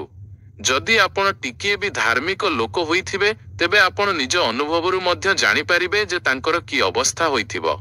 ଯଦି ଆପଣ ଶପଥ ନେଇଥିବେ, ବ୍ରତ ରଖିଥିବେ, ସଂକଳ୍ପ ସାଧିଥିବେ ତେବେ ଆପଣ ଭଲ ଭାବରେ ଜାଣିଥିବେ ଯେ ଭିତରେ କି ଅବସ୍ଥା ହୋଇଯାଏ। ସେ ଭିତରକୁ ଗଲେ ତାଙ୍କ କପାଳରୁ ଝାଳ ବୋହୁଛି। ଏତେ ଶ୍ରମ ପଡ଼ୁଛି। ବନ୍ଧୁ ଡରି ଯାଇଛନ୍ତି ତାଙ୍କ ଝାଳ ଦେଖି ଯେ ତାଙ୍କର ସବୁ ନାଡ଼ି ଟାଣି ହୋଇଯାଇଛି। ସେ ଗୋଟିଏ ଶବ୍ଦ କହିଯାଉଛନ୍ତି ଯେ ମୋର ବନ୍ଧୁ ଅଛନ୍ତି, ବହୁତ ପୁରୁଣା ସାଙ୍ଗ ଅଛନ୍ତି, ବହୁତ ଭଲ ଲୋକ ଅଛନ୍ତି। ଏବଂ ଗୋଟିଏ କ୍ଷଣ ପାଇଁ ସେ ଅଟକି ଗଲେ। ଯେପରି ଭିତରୁ କୌଣସି ଜୋରର ଧକ୍କା ଆସିଲା ଆଉ ସବୁ ବହିଗଲା, ବନ୍ୟା ଆସିଲା ଆଉ ସବୁ ବହିଗଲା। ଏବଂ ସେ କହିଲେ ଯେ ରହିଗଲା କପଡ଼ା କଥା, ତ ମୁଁ ଶପଥ ନେଇଛି ଯେ କପଡ଼ା କଥା ହିଁ କହିବାର ନାହିଁ। ଏହି ଯାହା ଏଇ ଲୋକ ସହିତ ହେଲା ତାହା ପୁରା ମନୁଷ୍ୟ ଜାତି ସହିତ ସେକ୍ସ ସମ୍ବନ୍ଧରେ ହୋଇଯାଇଛି। ସେକ୍ସକୁ ଅବସେସନ କରିଦିଆଗଲା, ସେକ୍ସକୁ ରୋଗ କରିଦିଆଗଲା, ଘା କରିଦିଆଗଲା ଏବଂ ସବୁ ନଷ୍ଟ କରିଦିଆଗଲା। ସବୁ ନଷ୍ଟ କରିଦିଆଗଲା। ଛୋଟ ଛୋଟ ପିଲାଙ୍କୁ ବୁଝାଇ ଦିଆଯାଉଛି ଯେ ସେକ୍ସ ପାପ। ଝିଅମାନଙ୍କୁ ବୁଝାଇ ଦିଆଯାଉଛି, ପୁଅମାନଙ୍କୁ ବୁଝାଇ ଦିଆଯାଉଛି ଯେ ସେକ୍ସ ପାପ। ପୁଣି ଏହି ଝିଅ ଯୁବତୀ ହେବ, ଏହି ପୁଅ ଯୁବକ ହେବ, ସେମାନଙ୍କର ବିବାହ ହେବ ଏବଂ ସେକ୍ସର ଦୁନିଆ ଆରମ୍ଭ ହେବ। ଏବଂ ଏହି ଦୁହିଁଙ୍କ ଭିତରେ ଏହି ଭାବନା ଅଛି ଯେ ଏହା ପାପ। ଏବଂ ପୁଣି ସ୍ତ୍ରୀକୁ କୁହାଯିବ ଯେ ପତିକୁ ପରମାତ୍ମା ମାନ। ଯିଏ ପାପରେ ନେଇଯାଉଛି ତାହାକୁ ପରମାତ୍ମା କିପରି ମାନି ହେବ? ଏହା କିପରି ସମ୍ଭବ ଯେ ଯିଏ ପାପରେ ଘୋଷାଡୁଛି ସେ ପରମାତ୍ମା ହେବ? ଏବଂ ସେହି ପୁଅକୁ କୁହାଯିବ, ସେହି ଯୁବକୁ କୁହାଯିବ ଯେ ତୋର ପତ୍ନୀ ଅଛି, ତୋର ସାଥୀ ଅଛି, ତୋର ସଙ୍ଗୀ ଅଛି। କିନ୍ତୁ ଯିଏ ନର୍କକୁ ନେଇଯାଉଛି, ଶାସ୍ତ୍ରରେ ଲେଖା ଅଛି ଯେ ସ୍ତ୍ରୀ ନର୍କର ଦ୍ୱାର। ଏହି ନର୍କର ଦ୍ୱାର ସଙ୍ଗୀ ଓ ସାଥୀ। ଏହି ମୋର ଅଧା ଅଙ୍ଗ, ଏହି ନର୍କ ଆଡ଼କୁ ଯାଉଥିବା ଅଧା ଅଙ୍ଗ ମୋର, ଏହା ସହିତ କେଉଁ ସାମଞ୍ଜସ୍ୟ ବନିପାରିବ? ସାରା ଦୁନିଆର ଦାମ୍ପତ୍ୟ ଜୀବନ ନଷ୍ଟ କରିଛି ଏହି ଶିକ୍ଷା। ଏବଂ ଯେତେବେଳେ ଦମ୍ପତିର ଜୀବନ ନଷ୍ଟ ହୋଇଯାଏ ତ ପ୍ରେମର କୌଣସି ସମ୍ଭାବନା ରହିଲା ନାହିଁ। କାରଣ ଯେତେବେଳେ ପତି ଓ ପତ୍ନୀ ଜଣେ ଅନ୍ୟ ଜଣଙ୍କୁ ପ୍ରେମ ନ କରିପାରିବେ, ଯାହାକି ଅତ୍ୟନ୍ତ ସହଜ ଓ ନୈସର୍ଗିକ ପ୍ରେମ, ତେବେ ଆଉ କିଏ ଓ କାହାକୁ ପ୍ରେମ କରିପାରିବ? ଏହି ପ୍ରେମକୁ ବଢ଼ାଯାଇପାରେ ଯେ ପତ୍ନୀ ଓ ପତିର ପ୍ରେମ ଏତେ ବିକଶିତ ହେଉ, ଏତେ ଉଦାତ୍ତ ହେଉ, ଏତେ ଉଚ୍ଚା ହେଉ ଯେ ଧୀରେ ଧୀରେ ବନ୍ଧ ଭାଙ୍ଗି ଦେଉ ଓ ଅନ୍ୟମାନଙ୍କ ପର୍ଯ୍ୟନ୍ତ ଫେଲିଯାଉ। ଏହା ହୋଇପାରେ, କିନ୍ତୁ ଏହାକୁ ସମାପ୍ତ ହିଁ କରିଦିଆଯାଉ, ଭାଙ୍ଗି ହିଁ ଦିଆଯାଉ, ନଷ୍ଟ କରିଦିଆଯାଉ, ତେବେ ଫେଲିବ କ'ଣ? ବଢ଼ିବ କ'ଣ? ରାମାନୁଜ ଗୋଟିଏ ଗାଁରେ ରହିଥିଲେ ଏବଂ ଜଣେ ଲୋକ ଆସି କହିଲା ଯେ ମୋତେ ପରମାତ୍ମାଙ୍କୁ ପାଇବାର ଅଛି। ତେବେ ସେ କହିଲେ ଯେ ତୁମେ କେବେ କାହାକୁ ପ୍ରେମ କରିଛ କି? ସେହି ଲୋକ କହିଲା, ଏହି ଝଗଡ଼ାରେ ମୁଁ କେବେ ପଡ଼ିନାହିଁ। ପ୍ରେମ ଆଦିର ଝଗଡ଼ାରେ ପଡ଼ିନାହିଁ। ମୋତେ ତ ପରମାତ୍ମାଙ୍କୁ ଖୋଜିବାର ଅଛି। ରାମାନୁଜ କହିଲେ, ତୁମେ କେବେ ଝଗଡ଼ା ହିଁ କରିନାହିଁ ପ୍ରେମର। ସେ କହିଲା, ମୁଁ ସମ୍ପୂର୍ଣ୍ଣ ସତ କହୁଛି ଆପଣଙ୍କୁ। ଏବଂ ବିଚରା ଠିକ୍ ହିଁ କହୁଥିଲା। କାରଣ ଧର୍ମର ଦୁନିଆରେ ପ୍ରେମ ଏକ ଡିସ୍କ୍ୱାଲିଫିକେସନ, ଏକ ଅଯୋଗ୍ୟତା। ତେଣୁ ସେ ଭାବିଲା ଯେ ଯଦି ମୁଁ କହେ କାହାକୁ ପ୍ରେମ କରିଛି, ତେବେ ସେମାନେ କହିବେ, ଏବେ ପ୍ରେମ ଆଦି ଛାଡ଼, ଏହି ରାଗ ଆଦି ଛାଡ଼, ପ୍ରଥମେ ଏହି ସବୁକୁ ଛାଡ଼ିଆ, ତାପରେ ଏ ଆଡ଼କୁ ଆସିବୁ। ତେଣୁ ସେହି ବିଚରା କରିଥିଲେ ମଧ୍ୟ ସେ କହି ଚାଲିଲା ଯେ ମୁଁ କରିନାହିଁ। ଏପରି କେଉଁ ଲୋକ ଥିବ ଯିଏ ଟିକିଏ ବି ପ୍ରେମ କରିନଥିବ? ରାମାନୁଜ ତୃତୀୟ ଥର ପଚାରିଲେ ଯେ ତୁମେ କିଛି ତ କୁହ, ଟିକିଏ ବି କେବେ କାହାକୁ? ସେ କହିଲା, କ୍ଷମା କରନ୍ତୁ, ଆପଣ କାହିଁକି ବାରମ୍ବାର ସେହି କଥା ପଚାରି ଚାଲିଛନ୍ତି? ମୁଁ ପ୍ରେମ ଆଡ଼କୁ ଆଖି ଉଠାଇ ଦେଖିନାହିଁ। ମୋତେ ତ ପରମାତ୍ମାଙ୍କୁ ଖୋଜିବାର ଅଛି। ତେବେ ରାମାନୁଜ କହିଲେ, ମୋତେ କ୍ଷମା କର, ତୁମେ ଅନ୍ୟ କେଉଁଠି ଖୋଜ। କାରଣ ମୋର ଅନୁଭବ ଏହା ଯେ ଯଦି ତୁମେ କାହାକୁ ପ୍ରେମ କରିଥାଅ, ତେବେ ସେହି ପ୍ରେମକୁ ପୁଣି ଏତେ ବଡ଼ ନିଶ୍ଚୟ କରାଯାଇପାରେ ଯେ ତାହା ପରମାତ୍ମା ପର୍ଯ୍ୟନ୍ତ ପହଞ୍ଚିଯାଉ। କିନ୍ତୁ ଯଦି ତୁମେ ପ୍ରେମ ହିଁ କରିନାହିଁ, ତେବେ ତୁମ ପାଖରେ କିଛି ନାହିଁ ଯାହାକୁ ବଡ଼ କରାଯାଇପାରିବ। ମଞ୍ଜି ହିଁ ନାହିଁ ତୁମ ପାଖରେ ଯାହା ବୃକ୍ଷ ହୋଇପାରିବ। ତେବେ ତୁମେ ଯାଅ ଅନ୍ୟ କେଉଁଠି ପଚାର। ଏବଂ ଯେତେବେଳେ ପତି ଓ ପତ୍ନୀଙ୍କ ମଧ୍ୟରେ ପ୍ରେମ ନ ହୁଏ, ଯେଉଁ ପତ୍ନୀ ନିଜ ପତିଙ୍କୁ ପ୍ରେମ ନ କରିଥାଏ ଏବଂ ଯେଉଁ ପତି ନିଜ ପତ୍ନୀଙ୍କୁ ପ୍ରେମ ନ କରିଥାଏ, ସେମାନେ ପୁଅମାନଙ୍କୁ, ପିଲାମାନଙ୍କୁ ପ୍ରେମ କରିପାରନ୍ତି, ତେବେ ଆପଣ ଭୁଲରେ ଅଛନ୍ତି। ପତ୍ନୀ ସେହି ମାତ୍ରାରେ ପୁଅକୁ ପ୍ରେମ କରିବ ଯେଉଁ ମାତ୍ରାରେ ସେ ନିଜ ପତିଙ୍କୁ ପ୍ରେମ କରିଛି। କାରଣ ଏହି ପୁଅ ପତିଙ୍କର ହିଁ ଫଳ, ତାଙ୍କର ହିଁ ପ୍ରତିଫଳନ, ରିଫ୍ଲେକ୍ସନ। ଏହି ପୁଅ ପ୍ରତି ଯେଉଁ ପ୍ରେମ ହେବାକୁ ଯାଉଛି, ତାହା ସେତିକି ହିଁ ହେବ ଯେତିକି ସେ ପତିଙ୍କୁ ଚାହିଁଛି ଓ ପ୍ରେମ କରିଛି। ଏହା ପତିଙ୍କର ହିଁ ମୂର୍ତ୍ତି ଯିଏ ପୁଣି ନୂଆ ହୋଇ ଫେରିଆସିଛି। ଯଦି ପତିଙ୍କ ପ୍ରତି ପ୍ରେମ ନାହିଁ, ତେବେ ପୁଅ ପ୍ରତି ପ୍ରେମ ସତ କେବେ ବି ହୋଇପାରେ ନାହିଁ। ଏବଂ ଯଦି ପୁଅକୁ ପ୍ରେମ କରାଗଲା ନାହିଁ, ପାଳିବା, ପୋଷିବା ଓ ବଡ଼ କରିଦେବା ପ୍ରେମ ନୁହେଁ, ତେବେ ପୁଅ ମାକୁ କିପରି ପ୍ରେମ କରିପାରିବ? ବାପାଙ୍କୁ କିପରି ପ୍ରେମ କରିପାରିବ? ସେହି ଯେଉଁ ୟୁନିଟ୍ ଅଛି ଜୀବନର, ପରିବାର, ତାହା ନଷ୍ଟ ହୋଇଯାଇଛି ସେକ୍ସକୁ ଦୂଷିତ କହିବାରୁ, କଣ୍ଡେମ୍ କରିବାରୁ, ନିନ୍ଦିତ କରିବାରୁ। ଏବଂ ପରିବାର ହିଁ ଫେଲି ସାରା ଜଗତ, ପୁରା ବିଶ୍ୱ। ଏବଂ ପୁଣି ଆମେ କହୁଛୁ ଯେ ପ୍ରେମ ସମ୍ପୂର୍ଣ୍ଣ ଦେଖାଯାଉ ନାହିଁ। ପ୍ରେମ କିପରି ଦେଖାଯିବ?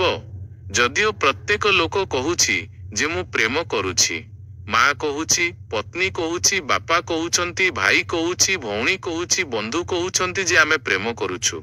ସାରା ଦୁନିଆରେ ପ୍ରତ୍ୟେକ ଲୋକ କହୁଛି ଯେ ଆମେ ପ୍ରେମ କରୁଛୁ। ଏବଂ ଦୁନିଆରେ ଏକାଠି ଦେଖନ୍ତ ପ୍ରେମ କେଉଁଠି ଦେଖାଯାଉ ନାହିଁ। ଏତେ ଲୋକ ଯଦି ପ୍ରେମ କରୁଛନ୍ତି, ତେବେ ଦୁନିଆରେ ତ ପ୍ରେମର ବର୍ଷା ହୋଇଯିବା ଉଚିତ ଥିଲା। ପ୍ରେମର ଫୁଲ ହିଁ ଫୁଲ ଫୁଟିଯିବା ଉଚିତ ଥିଲା।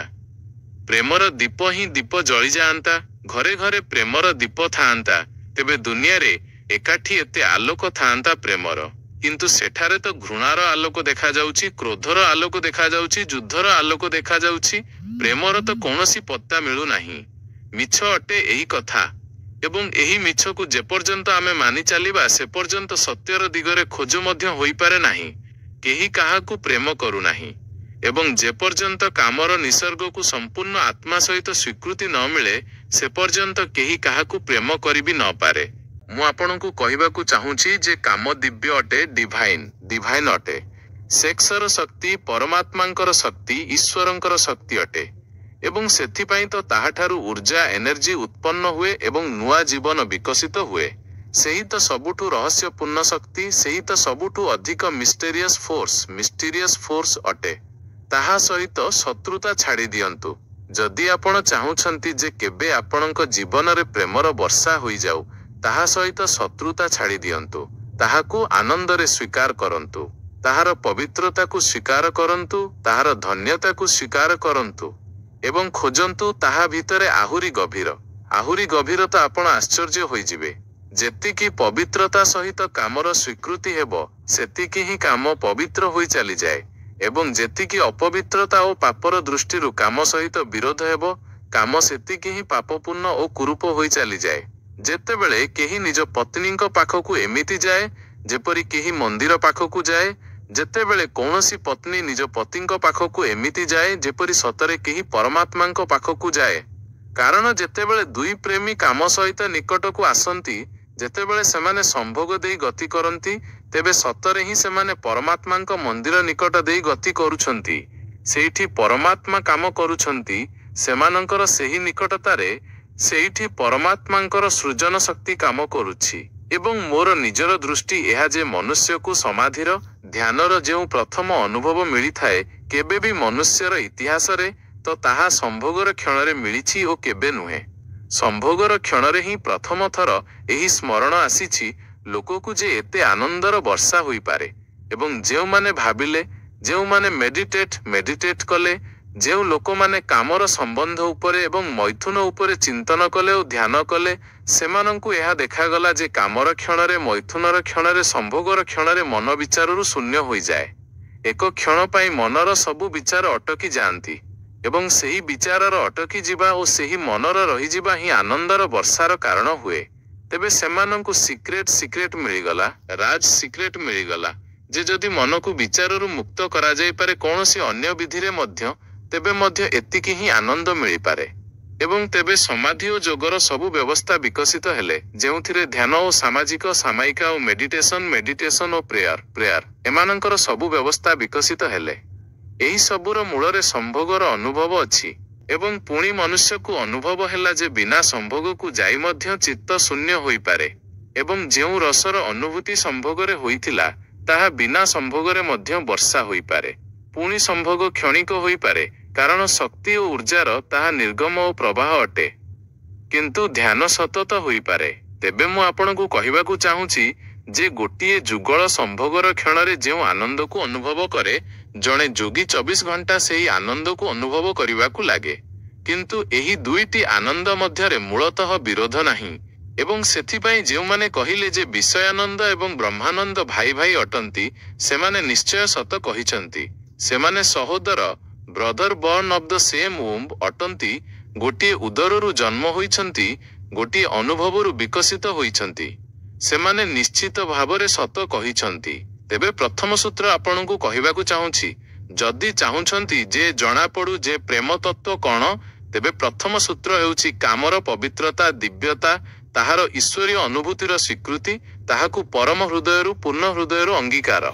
ଏବଂ ଆପଣ ଆଶ୍ଚର୍ଯ୍ୟ ହୋଇଯିବେ, ଯେତିକି ପୂର୍ଣ୍ଣ ହୃଦୟରୁ କାମର ସ୍ୱୀକୃତି ହେବ ସେତିକି ହିଁ ଆପଣ କାମରୁ ମୁକ୍ତ ହୋଇ ଚାଲିଯିବେ।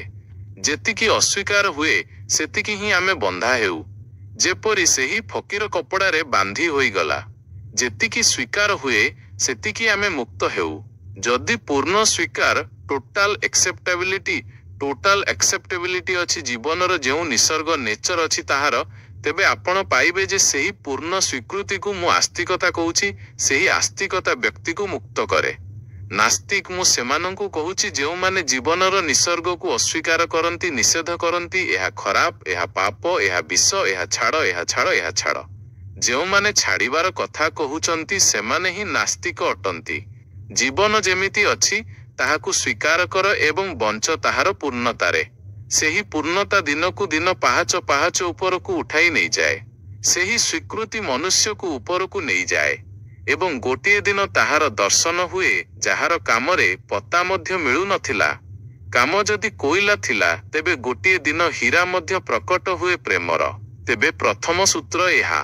ଦ୍ୱିତୀୟ ସୂତ୍ର ଆପଣଙ୍କୁ କହିବାକୁ ଚାହୁଁଛି ଏବଂ ସେହି ଦ୍ୱିତୀୟ ସୂତ୍ର ମଧ୍ୟ ସଂସ୍କୃତି ଏବଂ ଆଜି ପର୍ଯ୍ୟନ୍ତର ସଭ୍ୟତା ଏବଂ ଧର୍ମମାନେ ଆମ ଭିତରେ ମଜବୁତ କରିଛନ୍ତି।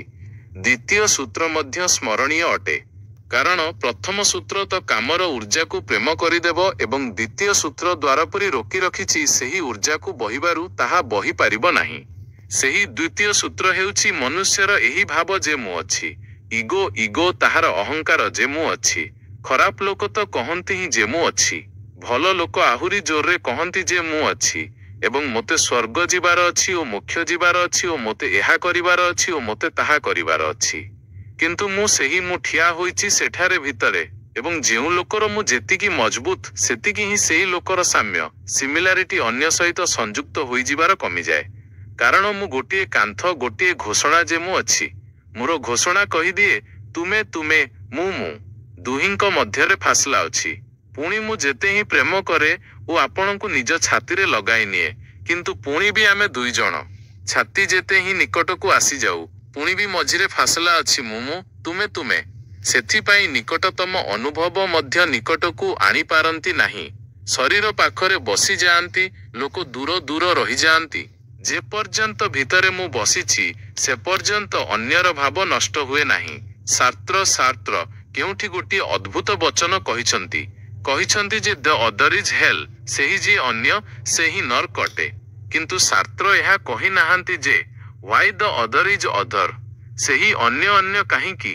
ସେହି ଅନ୍ୟ ସେଥିପାଇଁ ଯେ ମୁଁ ଏବଂ ଯେପର୍ଯ୍ୟନ୍ତ ମୁଁ ସେ ପର୍ଯ୍ୟନ୍ତ ଦୁନିଆରେ ପ୍ରତ୍ୟେକ ଜିନିଷ ଅନ୍ୟ ଅଟେ, ଭିନ୍ନ ଅଟେ ଏବଂ ଯେପର୍ଯ୍ୟନ୍ତ ଭିନ୍ନତା ଅଛି ସେ ପର୍ଯ୍ୟନ୍ତ ପ୍ରେମର ଅନୁଭବ ହୋଇପାରେ ନାହିଁ।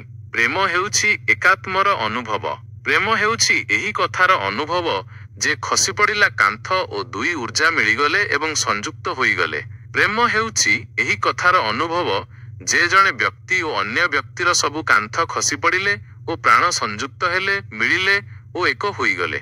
ଯେତେବେଳେ ଏହି ଅନୁଭବ ଜଣେ ବ୍ୟକ୍ତି ଓ ସମସ୍ତଙ୍କ ମଧ୍ୟରେ ଫଳିତ ହୁଏ ତେବେ ସେହି ଅନୁଭବକୁ ମୁଁ କହୁଛି ପରମାତ୍ମା ଏବଂ ଯେତେବେଳେ ଦୁଇ ବ୍ୟକ୍ତିଙ୍କ ମଧ୍ୟରେ ଫଳିତ ହୁଏ ତେବେ ତାହାକୁ ମୁଁ କହୁଛି ପ୍ରେମ। ଯଦି ମୋର ଓ କୌଣସି ଅନ୍ୟ ବ୍ୟକ୍ତିଙ୍କ ମଧ୍ୟରେ ଏହି ଅନୁଭବ ଫଳିତ ହୋଇଯାଉ ଯେ ଆମର କାନ୍ଥ ଖସି ପଡ଼ୁ, ଆମେ କୌଣସି ଭିତରର ତଳେ ଏକ ହୋଇଯାଉ, ଗୋଟିଏ ସଙ୍ଗୀତ, ଗୋଟିଏ ଧାରା, ଗୋଟିଏ ପ୍ରାଣ, ତେବେ ଏହି ଅନୁଭବ ହେଉଛି ପ୍ରେମ। ଏବଂ ଯଦି ଏହିପରି ଅନୁଭବ ମୋର ଓ ସମସ୍ତଙ୍କ ମଧ୍ୟରେ ଘଟିତ ହୋଇଯାଉ ଯେ ମୁଁ ବିଲୀନ ହୋଇଯାଏ ଓ ସବୁ ଓ ମୁଁ ଏକ ହୋଇଯାଉ ତେବେ ଏହି ଅନୁଭବ ହେଉଛି ପରମାତ୍ମା। ସେଥିପାଇଁ ମୁଁ କହୁଛି ପ୍ରେମ ହେଉଛି ସିଡ଼ି ଏବଂ ପରମାତ୍ମା ହେଉଛି ସେହି ଯାତ୍ରାର ଅନ୍ତିମ ମଞ୍ଜିଲ। ଏହା କିପରି ସମ୍ଭବ ଯେ ଅନ୍ୟ ଜଣକ ଲୋପ ହୋଇଯିବେ? ଯେପର୍ଯ୍ୟନ୍ତ ମୁଁ ନ ଲିଭିଛି ସେ ପର୍ଯ୍ୟନ୍ତ ଅନ୍ୟ ଜଣକ କିପରି ଲୋପ ହୋଇପାରିବେ? ସେହି ଅନ୍ୟ ଜଣକ ସୃଷ୍ଟି ହୋଇଛନ୍ତି ମୋର ପ୍ରତିଧ୍ୱନିରେ। ଯେତିକି ଜୋରରେ ମୁଁ ଚିତ୍କାର କରେ ଯେ ମୁଁ, ସେତିକି ଜୋରରେ ସେହି ଅନ୍ୟ ଜଣକ ସୃଷ୍ଟି ହୋଇଯାଆନ୍ତି। ସେହି ଦ୍ୱିତୀୟ ପ୍ରତିଧ୍ୱନି ଅଟେ। ସେହି ଦିଗରେ ଏକ ହେଉଛି ମୋର ଏବଂ ଏହି ଅହଙ୍କାର, ଏହି ଇଗୋ ଦ୍ୱାର ଉପରେ କାନ୍ଥ ହୋଇ ଠିଆ ହୋଇଛି। ଏବଂ ମୁଁ ଅଛି କ'ଣ? କେବେ ଭାବିଛନ୍ତି କି ଏହି ମୁଁ କ'ଣ? ଆପଣଙ୍କ ହାତ ହେଉଛି ମୁଁ, ଆପଣଙ୍କ ପାଦ ହେଉଛି, ଆପଣଙ୍କ ମସ୍ତିଷ୍କ ହେଉଛି, ଆପଣଙ୍କ ହୃଦୟ ହେଉଛି କ'ଣ ଆପଣଙ୍କର ମୁଁ? ଯଦି ଆପଣ ଗୋଟିଏ କ୍ଷଣ ମଧ୍ୟ ଶାନ୍ତ ହୋଇ ଭିତରେ ଖୋଜିବାକୁ ଯିବେ ଯେ କେଉଁଠି ଅଛି ମୁଁ, କେଉଁ ଜିନିଷଟି ହେଉଛି ମୁଁ, ତେବେ ଆପଣ ଏକଦମ ଆଶ୍ଚର୍ଯ୍ୟ ହୋଇଯିବେ। ଭିତରେ କେହି ମୁଁ ଖୋଜିବାରୁ ମିଳିବାକୁ ନାହିଁ। ଯେତିକି ଗଭୀର ଖୋଜିବେ ସେତିକି ହିଁ ପାଇବେ। ଭିତରେ ଗୋଟିଏ ଶାନ୍ତତା ଏବଂ ଶୂନ୍ୟତା ଅଛି। ସେଠାରେ କୌଣସି ଆଇ ନାହିଁ, ସେଠାରେ କୌଣସି ମୁଁ ନାହିଁ, ସେଠାରେ କୌଣସି ଇଗୋ ନାହିଁ। ଜଣେ ଭିକ୍ଷୁ ନାଗସେନଙ୍କୁ ସମ୍ରାଟ ମିହିଳିନ୍ଦ ନିମନ୍ତ୍ରଣ ଦେଇଥିଲେ ଯେ ତୁମେ ଆସ ଦରବାରକୁ। ତେବେ ଯେଉଁ ରାଜଦୂତ ନିମନ୍ତ୍ରଣ ଦେବାକୁ ଯାଇଥିଲା ସେ ନାଗସେନଙ୍କୁ କହିଲା ଯେ ଭିକ୍ଷୁ ନାଗସେନ, ଆପଣଙ୍କୁ ଡାକିଛନ୍ତି ସମ୍ରାଟ ମିହିଳିନ୍ଦ, ମୁଁ ନିମନ୍ତ୍ରଣ ଦେବାକୁ ଆସିଛି। ତେବେ ସେ ନାଗସେନ କହିବାକୁ ଲାଗିଲେ ମୁଁ ଯିବି ନିଶ୍ଚୟ, କିନ୍ତୁ ଗୋଟିଏ କଥା ସ୍ପଷ୍ଟ କରିଦିଏ, ଆଗରୁ ହିଁ କହିଦିଏ ଯେ ଭିକ୍ଷୁ ନାଗସେନ ପରି କେହି ନାହାନ୍ତି। ଏହା କେବଳ ଗୋଟିଏ ନାମ, କାମଚଳା ନାମ ଅଟେ। ଆପଣ କହୁଛନ୍ତି ତ ମୁଁ ଯିବି ନିଶ୍ଚୟ, କିନ୍ତୁ ଏପରି କୌଣସି ଲୋକ କେଉଁଠି ନାହିଁ। ରାଜଦୂତ ଯାଇ ସମ୍ରାଟଙ୍କୁ କହିଦେଲା ଯେ ବଡ଼ ଅଜବ ଲୋକ ସେ କହିଲେ ଯେ ମୁଁ ଯିବି ନିଶ୍ଚୟ, କିନ୍ତୁ ଧ୍ୟାନ ରହୁ ଯେ ଭିକ୍ଷୁ ନାଗସେନ ପରି କେହି କେଉଁଠି ନାହାନ୍ତି। ଏହା କେବଳ ଗୋଟିଏ କାମଚଳା ନାମ ଅଟେ। ସମ୍ରାଟ କହିଲେ ଅଜବ କଥା, ଯେତେବେଳେ ସେ କହୁଛନ୍ତି ମୁଁ ଯିବି, ଆସିବେ ସେ ଆସିଲେ ମଧ୍ୟ ରଥରେ ବସି ସମ୍ରାଟ ଦ୍ୱାରରେ ସ୍ୱାଗତ କଲେ ଏବଂ କହିଲେ ଭିକ୍ଷୁ ନାଗସେନ ଆମେ ସ୍ୱାଗତ କରୁଛୁ ଆପଣଙ୍କୁ। ସେ ହସିବାକୁ ଲାଗିଲେ। ସେ କହିଲେ ଯେ ସ୍ୱାଗତ ସ୍ୱୀକାର କରୁଛି, କିନ୍ତୁ ସ୍ମରଣ ରଖନ୍ତୁ ଭିକ୍ଷୁ ନାଗସେନ ପରି କେହି ନାହାନ୍ତି। ସମ୍ରାଟ କହିବାକୁ ଲାଗିଲେ ବଡ଼ ପହିଲିର କଥା କହୁଛନ୍ତି ଆପଣ। ଯଦି ଆପଣ ନାହାନ୍ତି ତେବେ କିଏ ଅଛି? କିଏ ଆସିଛି ଏଠାକୁ? କିଏ ସ୍ୱୀକାର କରୁଛି ସ୍ୱାଗତ? କିଏ ଉତ୍ତର ଦେଉଛି? ନାଗସେନ ବୁଲିଲେ ଏବଂ ସେ କହିଲେ ଯେ ଦେଖନ୍ତୁ ସମ୍ରାଟ ମିହିଳିନ୍ଦ, ଏହି ରଥ ଠିଆ ହୋଇଛି ଯେଉଁଥିରେ ମୁଁ ଆସିଲି। ସମ୍ରାଟ କହିଲେ ହଁ ଏହା ରଥ ଅଟେ। ତେବେ ଭିକ୍ଷୁ ନାଗସେନ ପଚାରିବାକୁ ଲାଗିଲେ ଘୋଡ଼ାମାନଙ୍କୁ ବାହାର କରି ଅଲଗା କରି ଦିଆଯାଉ। ଘୋଡ଼ାମାନଙ୍କୁ ଅଲଗା କରି ଦିଆଗଲା ଏବଂ ସେ ପଚାରିଲେ ସମ୍ରାଟଙ୍କୁ, ଏହି ଘୋଡ଼ାମାନେ ରଥ କି? ସମ୍ରାଟ କହିଲେ, ଘୋଡ଼ା କିପରି ରଥ ହୋଇପାରିବେ? ଘୋଡ଼ାମାନଙ୍କୁ ଅଲଗା କରି ଦିଆଗଲା। ସାମ୍ନାର ଡାଙ୍ଗ ଯେଉଁଥିରେ ଘୋଡ଼ା ବନ୍ଧା ହୋଇଥିଲେ ତାହାକୁ ଟାଣି ବାହାର କରି ଦିଆଗଲା ଏବଂ ସେ ପଚାରିଲେ ଯେ ଏଗୁଡ଼ିକ ରଥ କି? କେବଳ 2ଟି ଡାଙ୍ଗ କିପରି ରଥ ହୋଇପାରିବେ? ଡାଙ୍ଗ ଅଲଗା କରି ଦିଆଗଲା। ଚକ ବାହାର କରାଇନେଲେ ଏବଂ କହିଲେ, ଏଗୁଡ଼ିକ ରଥ କି? ସମ୍ରାଟ କହିଲେ, ଏଗୁଡ଼ିକ ଚକ ଅଟେ, ଏଗୁଡ଼ିକ ରଥ ନୁହେଁ। ଏବଂ ଗୋଟିଏ ଗୋଟିଏ ଅଙ୍ଗ ରଥର ବାହାରି ଚାଲିଗଲା ଏବଂ ଗୋଟିଏ ଗୋଟିଏ ଅଙ୍ଗ ଉପରେ ସମ୍ରାଟଙ୍କୁ କହିବାକୁ ପଡ଼ିଲା ଯେ ନା, ଏଗୁଡ଼ିକ ରଥ ନୁହେଁ। ପୁଣି ଶେଷରେ ପଛରେ ଶୂନ୍ୟ ରହିଗଲା, ସେଠାରେ କିଛି ବି ନ ରହିଲା। ଭିକ୍ଷୁ ନାଗସେନ ପଚାରିବାକୁ ଲାଗିଲେ, ରଥ କେଉଁଠି ଅଛି ଏବେ? ରଥ କେଉଁଠି ଅଛି ଏବେ? ଏବଂ ଯେତିକି ଜିନିଷ ମୁଁ ବାହାର କଲି, ତୁମେ କହିଲ, ଏହା ବି ରଥ ନୁହେଁ, ଏହା ବି ରଥ ନୁହେଁ, ଏହା ବି ରଥ ନୁହେଁ। ଏବେ ରଥ କେଉଁଠି ଅଛି? ତେବେ ସମ୍ରାଟ ଚମକି ଯାଇ ଠିଆ ହୋଇଗଲେ। ରଥ ପଛରେ ବଞ୍ଚି ନଥିଲା ଏବଂ ଯେଉଁ ଜିନିଷଗୁଡ଼ିକ ବାହାରି ଯାଇଥିଲେ ସେମାନଙ୍କ ମଧ୍ୟରେ କୌଣସି ରଥ ନଥିଲା। ତେବେ ସେହି ଭିକ୍ଷୁ କହିବାକୁ ଲାଗିଲେ, ବୁଝିଲେ ଆପଣ, ରଥ ଏକ ଯୋଡ଼ ଥିଲା। ରଥ କିଛି ଜିନିଷର ସଂଗ୍ରହ ମାତ୍ର ଥିଲା। ରଥର ନିଜର କୌଣସି ଅସ୍ତିତ୍ୱ ନାହିଁ, କୌଣସି ଇଗୋ ନାହିଁ। ରଥ ଏକ ଯୋଡ଼। ଆପଣ ଖୋଜନ୍ତୁ କେଉଁଠି ଅଛି ଆପଣଙ୍କର ମୁଁ ଏବଂ ଆପଣ ପାଇବେ ଯେ ଅନନ୍ତ ଶକ୍ତିର ଏକ ଯୋଡ଼ ଅଟନ୍ତି। ମୁଁ କେଉଁଠି ବି ନାହିଁ। ଏବଂ ଗୋଟିଏ ଗୋଟିଏ ଅଙ୍ଗ ଆପଣ ଭାବି ଚାଲିଯାଆନ୍ତୁ ତ ଗୋଟିଏ ଗୋଟିଏ ଅଙ୍ଗ ସମାପ୍ତ ହୋଇ ଚାଲିଯାଏ, ପୁଣି ପଛରେ ଶୂନ୍ୟ ରହିଯାଏ। ସେହି ଶୂନ୍ୟରୁ ପ୍ରେମର ଜନ୍ମ ହୁଏ, କାରଣ ସେହି ଶୂନ୍ୟ ଆପଣ ନୁହନ୍ତି, ସେହି ଶୂନ୍ୟ ପରମାତ୍ମା ଅଟେ। ଗୋଟିଏ ଗାଁରେ ଜଣେ ଲୋକ ମାଛର ଗୋଟିଏ ଦୋକାନ ଖୋଲିଥିଲା। ବଡ଼ ଦୋକାନ ଥିଲା, ସେହି ଗାଁରେ ପ୍ରଥମ ଦୋକାନ ଥିଲା। ତେବେ ସେ ଗୋଟିଏ ବହୁତ ସୁନ୍ଦର ତକ୍ତି ବୋର୍ଡ ବନାଇଲା ଏବଂ ତାହା ଉପରେ ଲେଖାଇଲା, fresh fish sold here, fresh fish sold here. ଏଠାରେ ତାଜା ମାଛ ବିକାଯାଏ। ପ୍ରଥମ ଦିନ ହିଁ ଦୋକାନ ଖୋଲିଲା ଏବଂ ଜଣେ ଲୋକ ଆସିଲା ଏବଂ କହିବାକୁ ଲାଗିଲା, ଫ୍ରେଶ ଫିଶ ସୋଲ୍ଡ ହିୟର। ତାଜା ମାଛ? କେଉଁଠି ବାସି ମାଛ ବି ବିକାଯାଏ କି? ତାଜା ଲେଖିବାର କ'ଣ ଦରକାର? ଦୋକାନୀ ଭାବିଲା ଯେ କଥା ତ ଠିକ ଅଛି। ଏହାଠାରୁ ଆହୁରି ଦୁଃଖ ବାସିର ମଧ୍ୟ ଖ୍ୟାଲ ସୃଷ୍ଟି ହୁଏ।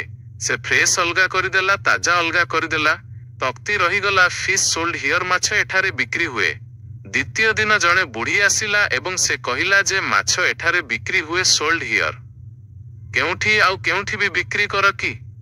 ସେହି ଲୋକ କହିଲା ଯେ ଏହି ହିୟର ହିୟର ବିଲକୁଲ ଫିଜୁଲ ଅଟେ। ସେ ତକ୍ତି ଉପରେ ଗୋଟିଏ ଶବ୍ଦ ଆହୁରି ଅଲଗା କରିଦେଲା, ରହିଗଲା ଫିଶ ସୋଲ୍ଡ। ତୃତୀୟ ଦିନ ଜଣେ ଲୋକ ଆସିଲା ଏବଂ ସେ କହିବାକୁ ଲାଗିଲା, ଫିଶ ସୋଲ୍ଡ, ମାଛ ବିକ୍ରି ହୁଏ, ମାଗଣା ବି ଦିଅ କି? ସେହି ଲୋକ କହିଲା, ଏହି ସୋଲ୍ଡ ବି ବେକାର ଅଟେ। ସେହି ସୋଲ୍ଡକୁ ମଧ୍ୟ ଅଲଗା କରିଦେଲା। ଏବେ ରହିଗଲା ସେଠାରେ ତକ୍ତି ଫିଶ। ଜଣେ ବୁଢ଼ା ଆସିଲା ଏବଂ କହିବାକୁ ଲାଗିଲା, ଫିଶ। ଅନ୍ଧକୁ ବି ମାଇଲ ଭର ଦୂରରୁ ବାସ୍ନା ମିଳିଯାଏ। ଏହି ତକ୍ତି କାହିଁକି ଝୁଲାଇଛ ଏଠାରେ? ଫିଶ ବି ଚାଲିଗଲା, ଖାଲି ତକ୍ତି ରହିଗଲା ସେଠାରେ। ଏବଂ ଜଣେ ଲୋକ ଆସିଲା ଏବଂ ସେ କହିଲା, ଏହି ତକ୍ତି କାହିଁକି ଲଗାଇଛ? ଏହା ଦ୍ୱାରା ଦୋକାନ ଉପରେ ଆଡ଼ ପଡ଼ୁଛି। ସେହି ତକ୍ତି ବି ଚାଲିଗଲା, ସେଠାରେ କିଛି ବି ରହିଲା ନାହିଁ। ଇଲିମିନେସନ, ଇଲିମିନେସନ ହେଉଥାଏ। ଗୋଟିଏ ଗୋଟିଏ ଜିନିଷ ହଟି ଚାଲିଗଲା, ପଛରେ ଯାହା ଶେଷ ରହିଗଲା ଶୂନ୍ୟ। ସେହି ଶୂନ୍ୟରୁ ପ୍ରେମର ଜନ୍ମ ହୁଏ, କାରଣ ସେହି ଶୂନ୍ୟରେ ଅନ୍ୟ ଜଣକର ଶୂନ୍ୟ ସହିତ ମିଳିବାର କ୍ଷମତା ଅଛି। କେବଳ ଶୂନ୍ୟ ହିଁ ଶୂନ୍ୟ ସହିତ ମିଳିପାରେ, ଆଉ କେହି ନୁହେଁ। ଦୁଇଟି ଶୂନ୍ୟ ମିଳିପାରନ୍ତି, ଦୁଇ ବ୍ୟକ୍ତି ନୁହନ୍ତି। ଦୁଇ ଇଣ୍ଡିଭିଜୁଆଲ ମିଳିପାରନ୍ତି ନାହିଁ।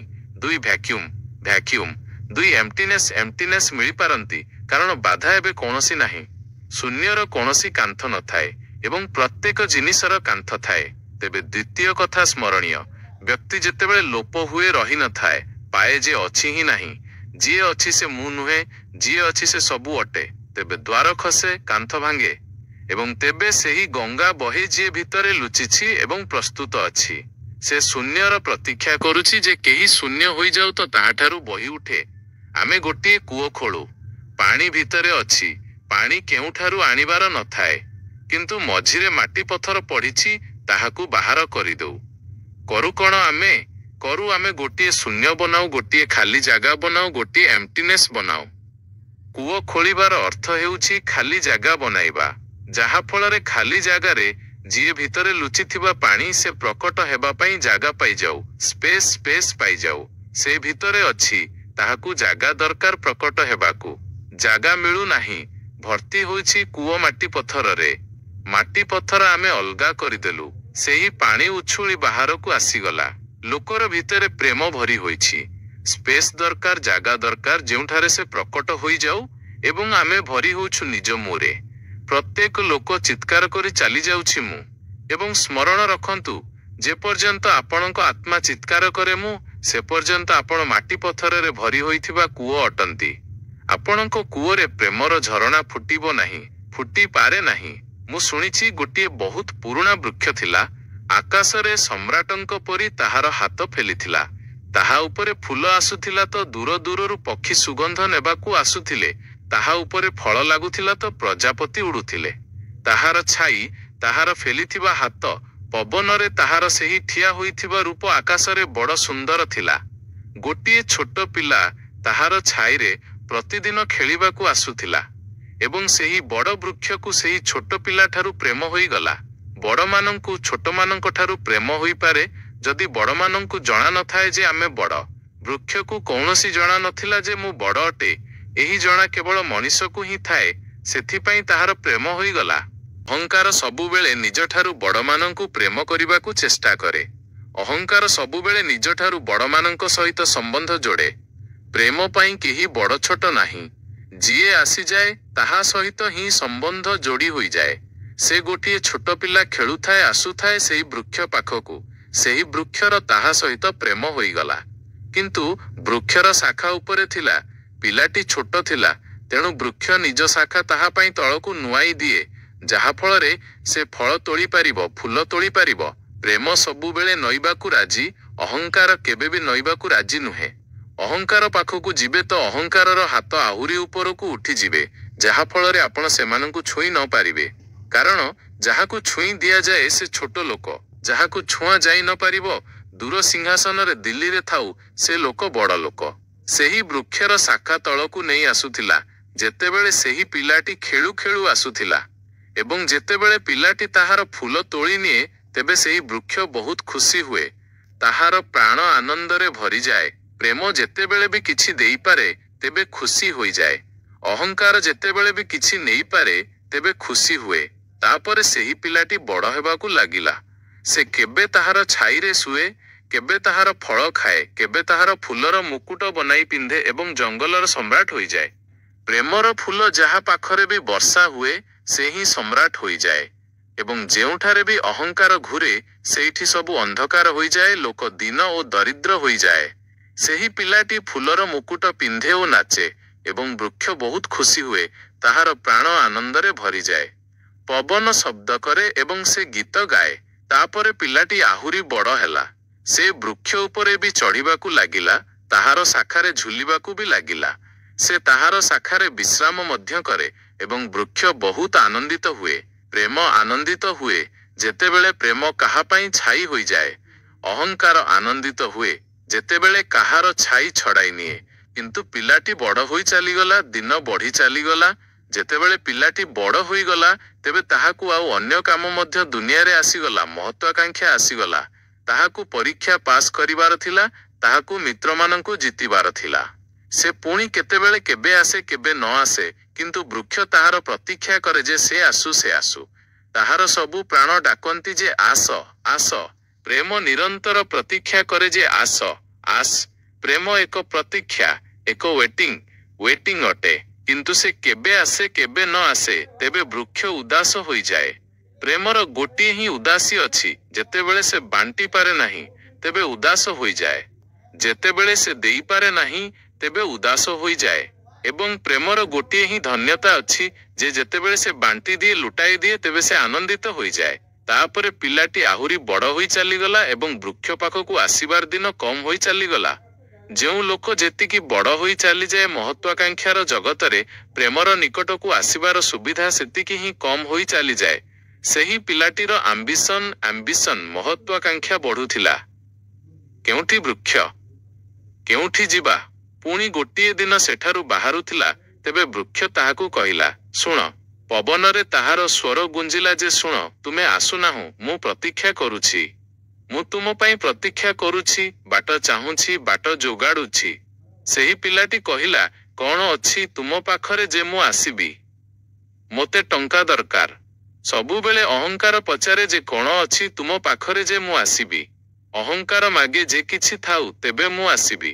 ଯଦି କିଛି ନଥାଏ ତେବେ ଆସିବାର କୌଣସି ଆବଶ୍ୟକତା ନାହିଁ। ଅହଙ୍କାର ଏକ ପ୍ରୟୋଜନ, ଏକ ପର୍ପସ୍ ଅଟେ। ପ୍ରୟୋଜନ ପୁରା ହେଉଥିବ ତେବେ ମୁଁ ଆସିବି। ଯଦି କୌଣସି ପ୍ରୟୋଜନ ନଥାଏ ତେବେ ଆସିବାର ଆବଶ୍ୟକତା କଣ? ଏବଂ ପ୍ରେମ ନିଷ୍ପ୍ରୟୋଜନ ଅଟେ। ପ୍ରେମର କୌଣସି ପ୍ରୟୋଜନ ନାହିଁ। ପ୍ରେମ ନିଜ ଭିତରେ ହିଁ ନିଜର ପ୍ରୟୋଜନ। ତାହା ବିଲକୁଲ ପର୍ପସଲେସ୍ ଅଟେ। ବୃକ୍ଷ ତ ଚମକି ଗଲା। ସେ କହିଲା ଯେ ତୁମେ ତେବେ ଆସିବ ଯେତେବେଳେ ମୁଁ କିଛି ତୁମକୁ ଦେଇପାରିବି। ମୁଁ ତୁମକୁ ସବୁ ଦେଇପାରିବି। କାରଣ ପ୍ରେମ କିଛି ବି ଅଟକାଇବାକୁ ଚାହେଁ ନାହିଁ। ଯିଏ ଅଟକାଇ ନିଏ ସେ ପ୍ରେମ ନୁହେଁ। ଅହଙ୍କାର ଅଟକାଏ। ପ୍ରେମ ତ ବେସର୍ତ୍ତ ଦେଇଦିଏ। କିନ୍ତୁ ଟଙ୍କା ମୋ ପାଖରେ ନାହିଁ। ଏହି ଟଙ୍କା ତ କେବଳ ମଣିଷର ଇନଭେନ୍ସନ। ବୃକ୍ଷମାନେ ଏହି ରୋଗ ପାଳି ନାହାନ୍ତି। ସେହି ବୃକ୍ଷ କହିଲା ସେଥିପାଇଁ ତ ଆମେ ଏତେ ଆନନ୍ଦିତ ହେଉ। ଏତେ ଫୁଲ ଫୁଟେ, ଏତେ ଫଳ ଲାଗେ, ଏତେ ବଡ଼ ଛାଇ ହୁଏ। ଆମେ ଏତେ ନାଚୁ ଆକାଶରେ, ଆମେ ଏତେ ଗୀତ ଗାଉ।